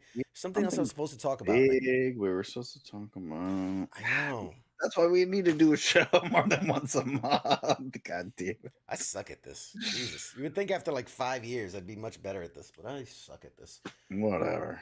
Well, they'll figure it out. Yeah. We got other shows on this network, right? We still doing other shows? We do have other shows. Have Dogs Will Travel. Going to Cali. Yes, Florida's any beach. Yeah, let's show. Okay, so here's what we got going on around the world here in WTF Nation Radio. On Sundays, we got the Sports Bar with King and Coach, giving you all that sports news. Monday edition with I was gonna say Radar with Ice and Massey are covering the Monday edition with your news, commentary, discussion, what's happening in the world. Tuesdays right here, you know it, you love it. It's Pop Till we Culture get Warrior. canceled. Till we get canceled. Yeah, till Mike gets us Till canceled. Mike gets canceled. Or Pop both Culture Mikes, Warrior. so you get what you get. You don't get upset. Wednesdays is the Smoke Pit with Radar and TZ. That's for all you lower enlisted. God bless you. You're sham shielding sons of bitches. Backbone of every military branch. That's right. Thursday nights is Sergeant's Time on Thursdays with Ice and Spanky. That's for all you upper enlisted. Get it? Lower enlisted, upper enlisted. Get it? Higher enlisted. I got it. And then Friday Night Make Freedom. much better. Friday Night Freedom with Kaz and co-host. I think yet to be determined. But yeah, that's. Oh, and then Saturdays we don't have a show. Hit or miss shows with you, like fucking building Legos and shit. You're the first of all. You're the only you're not the only one to call it. So Greg puts in some Tuesdays Pop Culture War. Yeah. Fair, yeah. fair. You gotta tune in 2 hours before. No fucking prior. Listen, I'm on the listen. same page. I'm like, are we doing this show? Like fucking and that. Like, I'm already here, logged in. I'm like, where are you? Oh, no show tonight. I'm like, Jesus Christ, you know how much shit I just put aside? Like, I have a life, okay? I'm like logged in to this stupid internet bullshit I gotta do, and he's like, no show tonight. I put it in the whatever, and I'm like, I don't pay attention to the whatever. Fucking text me, you asshole. Anyways, I feel you guys. Feel you guys. Same page. Last minute notice. You like no show. I'm too big. You know. I mean, I'm kind of a big deal. I'm on my period today. Can't do a show. I'm kind of a big deal. No, I only do 8 show, HBO level now. 8 shows a year. You get it when you get it. You get it, and you be happy you got it. Don't complain about the Starbucks cups on the set. Listen, right? If you got 5 episodes. Anybody that wants to complain, send me a thing. I will gladly refund your money for the show. Okay? Yeah. I will gladly refund you for all the cost of watching this show. Jesus Christ, which I just remembered I fucking paid for you to do this show. Yeah. You're one of the lucky ones. No. Once again, from Greg or from Scott. It's like a gym membership. You forget you signed up. Hey, can you sign up for this? It's a really good deal. I'm like, shit, I forgot I signed up for that. And you gotta like mail. It's not easy to cancel. You gotta like mail in a letter. You gotta do like fingerprinting. It's a whole ordeal. Okay. All right. Fair enough. Laughs in Patreon. Why is my Patreon numbers down? Oh God. Killed me. I gotta do something. You know what? I blame you guys. I blame all of you. It's all your fault. It's you and you and you and you. The only thing more we can do is show like titties and shit. I mean, if you guys want we do everything we can do. Like we literally, like there's nothing more. Like, are there feet people? Is there anybody feet people in the crowd? Oh, I'm sure. Jesus Christ, is that a corn? Oh God! Smell it. I could smell it through my microphone. No. It's like, no, we do what we fucking do. Like, there's nothing more we can do. We show you everything. We show you what the fuck we like and what we want to do. Patreon fund seems a little low. News. Last week, someone attacked the Blue Ranger at Comic-Con. Yeah, that makes sense. Don't do that. I fucking, well, I'm not saying don't do it. I'm saying I didn't say do it. All right. Before this gets any further off the rails, God bless. We gotta go. This has been fun. You guys are ridiculous, and I love each and every one of you. By the way, the camera shaking thing, it's annoying the hell out of me, and I'm gonna buy something this week that solves that problem. because that's Stop fucking flailing your arms around on her. Yeah, don't do that. anyway. Jesus. You know when you tell me Why not is to the do camera something. shaking? It's fine on my. I don't know. It's fine on my end. I don't know what the people Different are saying camera. now. Different camera. Because there's one camera, peek behind the scenes now, everybody. One camera, small, very compact, that clips really well on. That's your camera, Mike.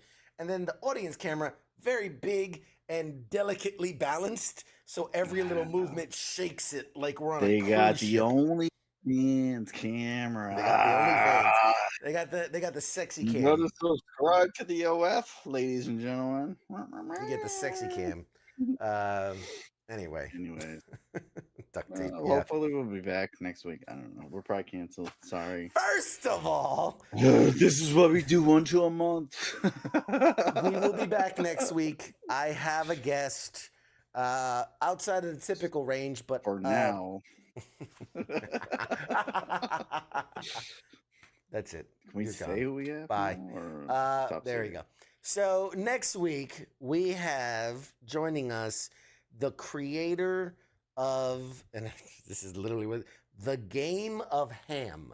I have it right over there. I should have probably had it closer so I could show you, but it's a board game that was created by these guys, and it's a lot of fun. So what we're actually going to do, was it next week or was it the week after? Or Did no, you play? Why don't you play that like this weekend? Can they fucking hear me? Maybe. You sounded to me, you asshole. All right, go ahead. Jesus, fuck. Trying to help you out. You first. Anyways, why don't you play that shit like this weekend so then the people could see it and you have them on next show Tuesday or whatever, and you could do it this weekend and next weekend because we do Tuesdays. Wow, it's almost like that's exactly what I've already planned and set up and have discussed. But you didn't tell the folks. You silenced me before I could release the great news. Yes. Anyway. So anyways, tune in. Whatever. When are you doing it? Friday, Saturday, Friday or Saturday. Watch them play the Great Ham game. And we'll talk about it on Tuesday. Oh man. And then he's gonna make it look easy and pretend like it's so good. And then, we'll do another one day where I'll beat the shit out of him at it. A lot of talking. Scott says Mike's gonna make his own podcast and Patreon on Tuesdays, and everyone will switch over to that podcast. Yeah, I mean, I could if I wanted to turn the tables. I'll Jon Stewart the shit out of this Comedy Central. What did I do? What did I do to deserve this? The fact is, you fail to realize they have no ambition and they have no drive other than to undermine CQ. Other than shitting on me at every chance. At every chance you sole can. Purpose, I'm here. This is the only reason I'm here. I want to be on here. Anyway. Keith says, are you gaming on Friday? I'll be in the Maryland, Virginia area this week. Ooh. Meet up. It'd be cool to have you over, buddy. Hit me up in the DMs. Let's talk about it. Totally available, and he will. Yes, it's a yes and a yes. Well, just hit him up. He's available. Time range depends. Okay, sure. just book my schedule. Apparently. It's like how you just schedule me for shit. Sure, just schedule me. Doesn't matter that my wife's gonna be gone at a wedding and I'll be solo, but yeah, sure, why not? NyQuil is created for a reason. All right, that's it. Just saying. We're done. Loroform. We're done. We are done. God bless. Good luck. Hey, thank you everybody for tuning in. That was a whole hell of a lot of fun. I've got nothing else. I've got nothing. Yeah. Mike, any final words? Any final encouraging, positive words? Enjoy the weeks. Don't kill anyone. Don't kidnap anyone. Thank you. There you go. There's your safety brief for the week. We will see you guys back here next Tuesday. God willing. Hopefully. Wait, do we have censorship here? I mean, if you don't see us, it's because we got canceled, and it's my fault. In the words of a great man, make 7 up yours. Good night, everybody. Shots.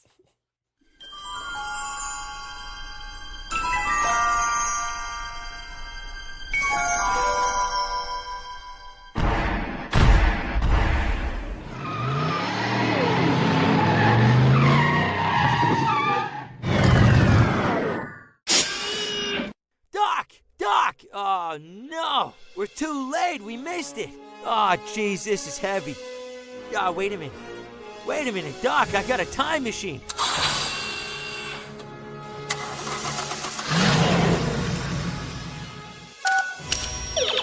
I'm just gonna punch in the coordinates. Pop Culture Warrior, Tuesday night, 8 p.m. Eastern Standard Time on WTF Nation Radio. Now crank this bad boy up to 88 miles per hour.